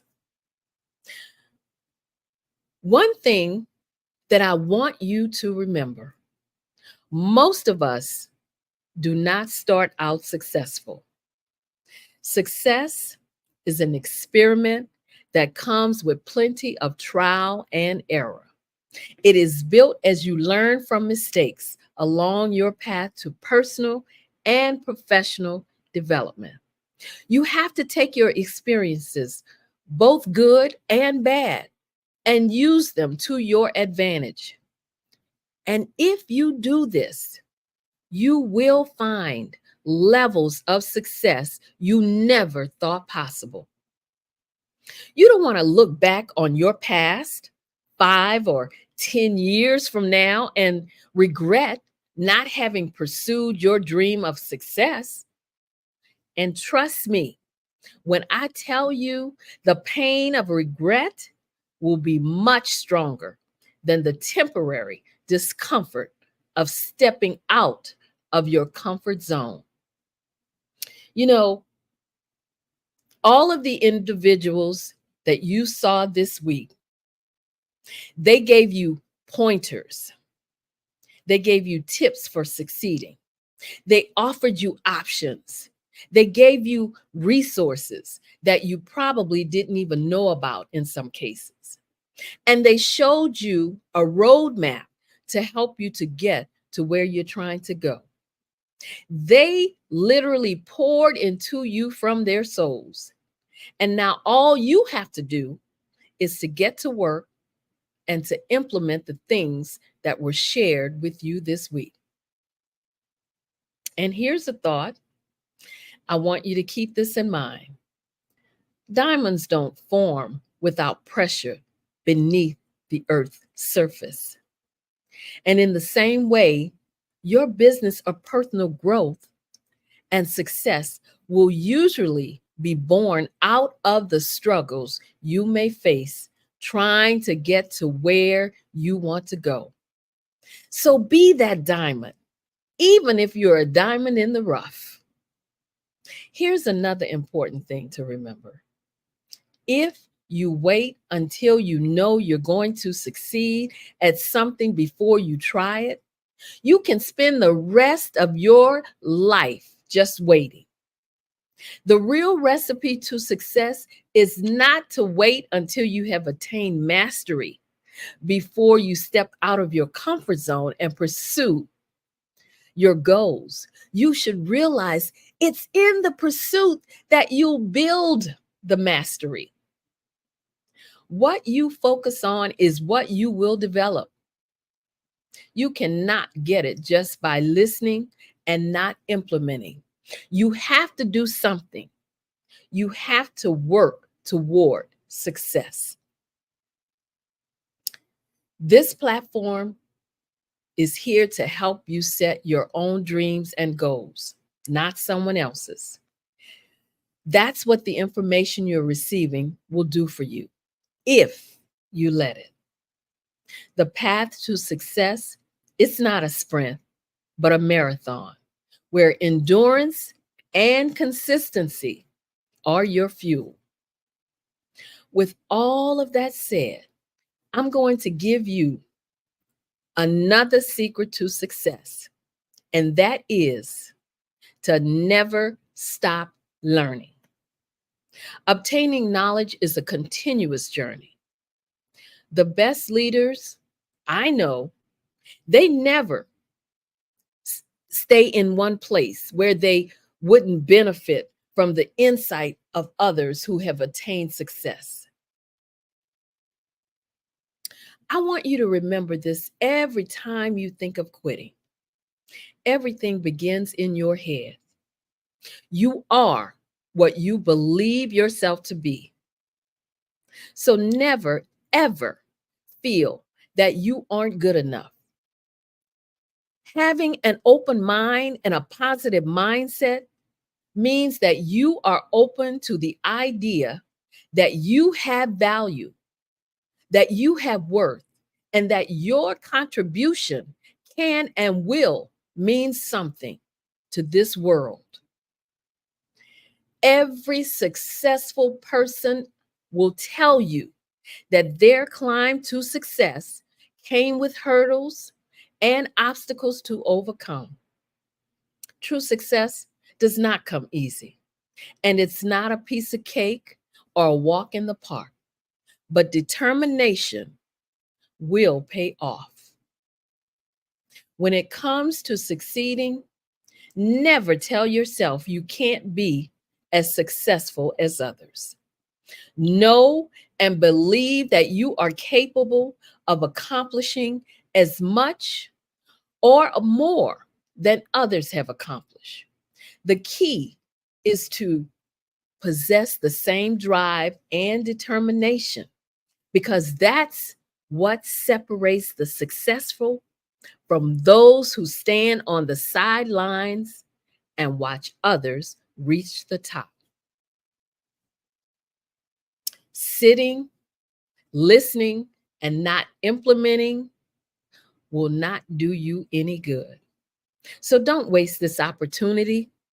Don't waste this information or the resources that you have received and have been privy to so far this week. Go back and listen to any of the sessions you feel will be helpful. And I challenge you to do so.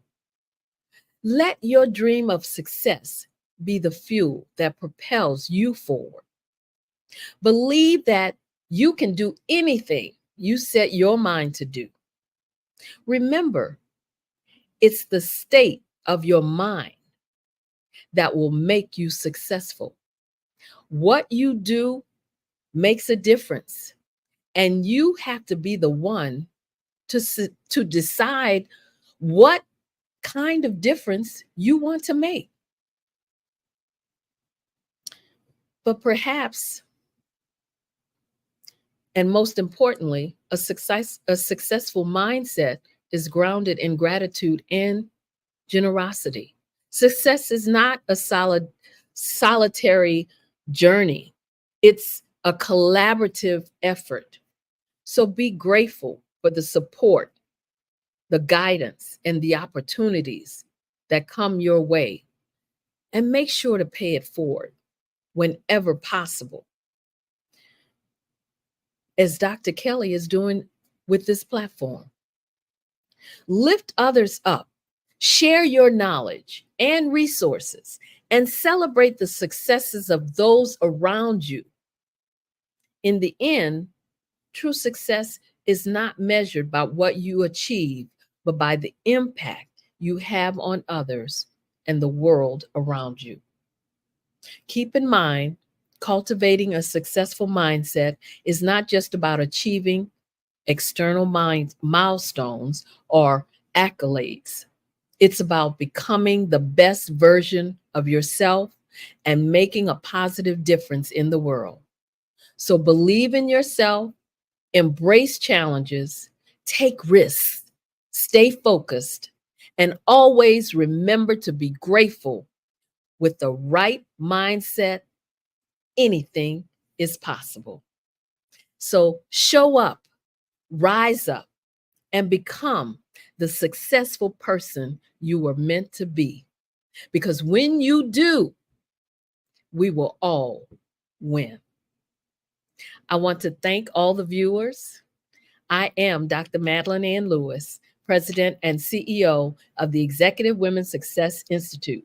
And if you would like to reach out to me, you can email me at info@exwsi.com or go to my website, www.exwsi.com. And while you're there, make sure to download my free 3-part video series on 3 things every woman should do to position herself for executive leadership.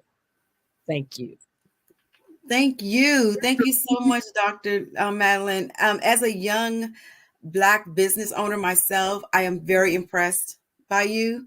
Very. Thank you. And like I said before, it's a pleasure to meet you. Thank you. So pleasure to meet you also. Thank you. Thank you. Genius is common, and I'll see you on the other side. Absolutely. Yes, ma'am.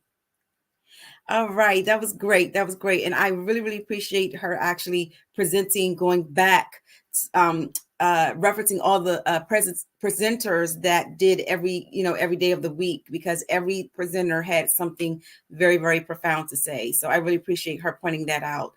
So it is the final moment of today's session for the scholarship, promoting the scholarship. So the Black Business Expo's mission is to raise funds for high school seniors going to college or K-12 entrepreneurs. This expo is a fundraiser for students. You may go to www.blackbusinessexpousa.com to donate to the scholarship fund, or use the Cash App, which is $BBXUSA. Again, it's $BBXUSA. Our goal is to give laptops and up to $5,000 to 10 students. And students can also register at www.businessexpousa.com. Every dollar counts. So please, we want to remind you to donate to the scholarship fund. We will also like to take this time to thank our current sponsors, our Black Business Expo USA sponsors for the month of May.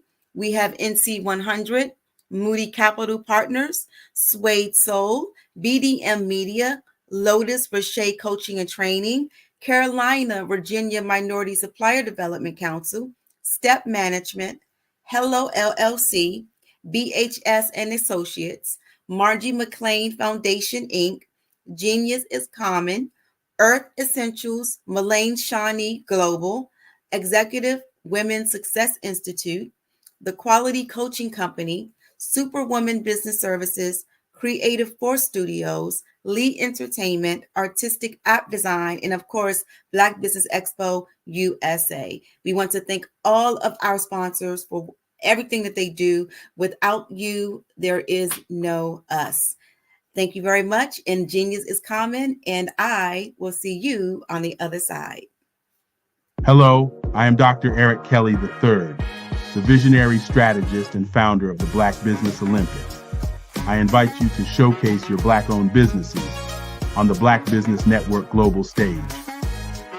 The Black Business Olympics is a global Black Business Network platform that propels Black-owned businesses into the international spotlight. By showcasing your business on the Black Business Olympics platform, you can reach a worldwide audience of potential customers, partners, and investors. You can also establish yourself as a thought leader, an expert in your field, attract lucrative partnerships, and more speaking engagements. In addition, the Black Business Olympics platform provides a valuable opportunity to connect and collaborate with like-minded entrepreneurs and business professionals from around the world. This can lead to new business opportunities, ideas, and relationships. Finally, by sharing your story and expertise on the Black Business Olympics platform, you can inspire and empower others. This is a powerful way to make a positive impact on the world and leave a lasting legacy. If you are a Black-owned business owner, I encourage you to seize the opportunity to showcase your business on the Black Business Olympics platform. It is a once-in-a-lifetime opportunity to make an indelible mark on the world. Be one of the 1,000 visionary entrepreneurs who are changing students' lives, shaping industries, and leaving an unforgettable legacy for their families. Unleash your voice on our global stage and watch your business thrive. Black Business Olympics is one of the largest Black business showcases in the history of Black business in the world. Yes, the entire world. Just give me a call today at 919-308-9090.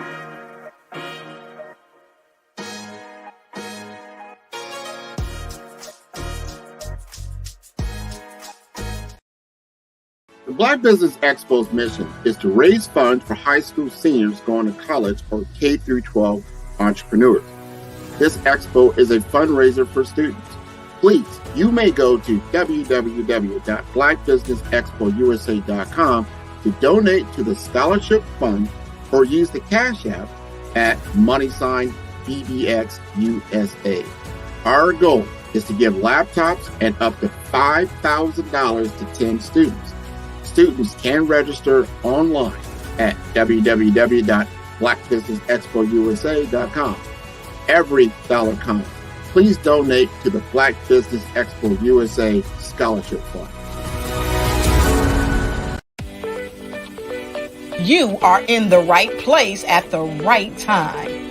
The Black Business Network opens again for its Black Business Olympics, a 24/7 broadcast on business, strategies, global branding, social media marketing, finance, advertisement, and much, much more. Featuring the top, most powerful entrepreneurs and speakers and thought leaders from all around the world as they gather together for this phenomenal event. Join the Black Business Network streaming live into the metaverse, STEM City USA, Black Multiverse, Pod TV, Roku, Hulu, iHeartRadio, Apple TV, YouTube, TikTok, Instagram, Google Podcasts, Facebook, LinkedIn, IBM TV, Spotify, and Twitch. Tune in today and be a part of this amazing movement. The Black Business Olympics welcomes you.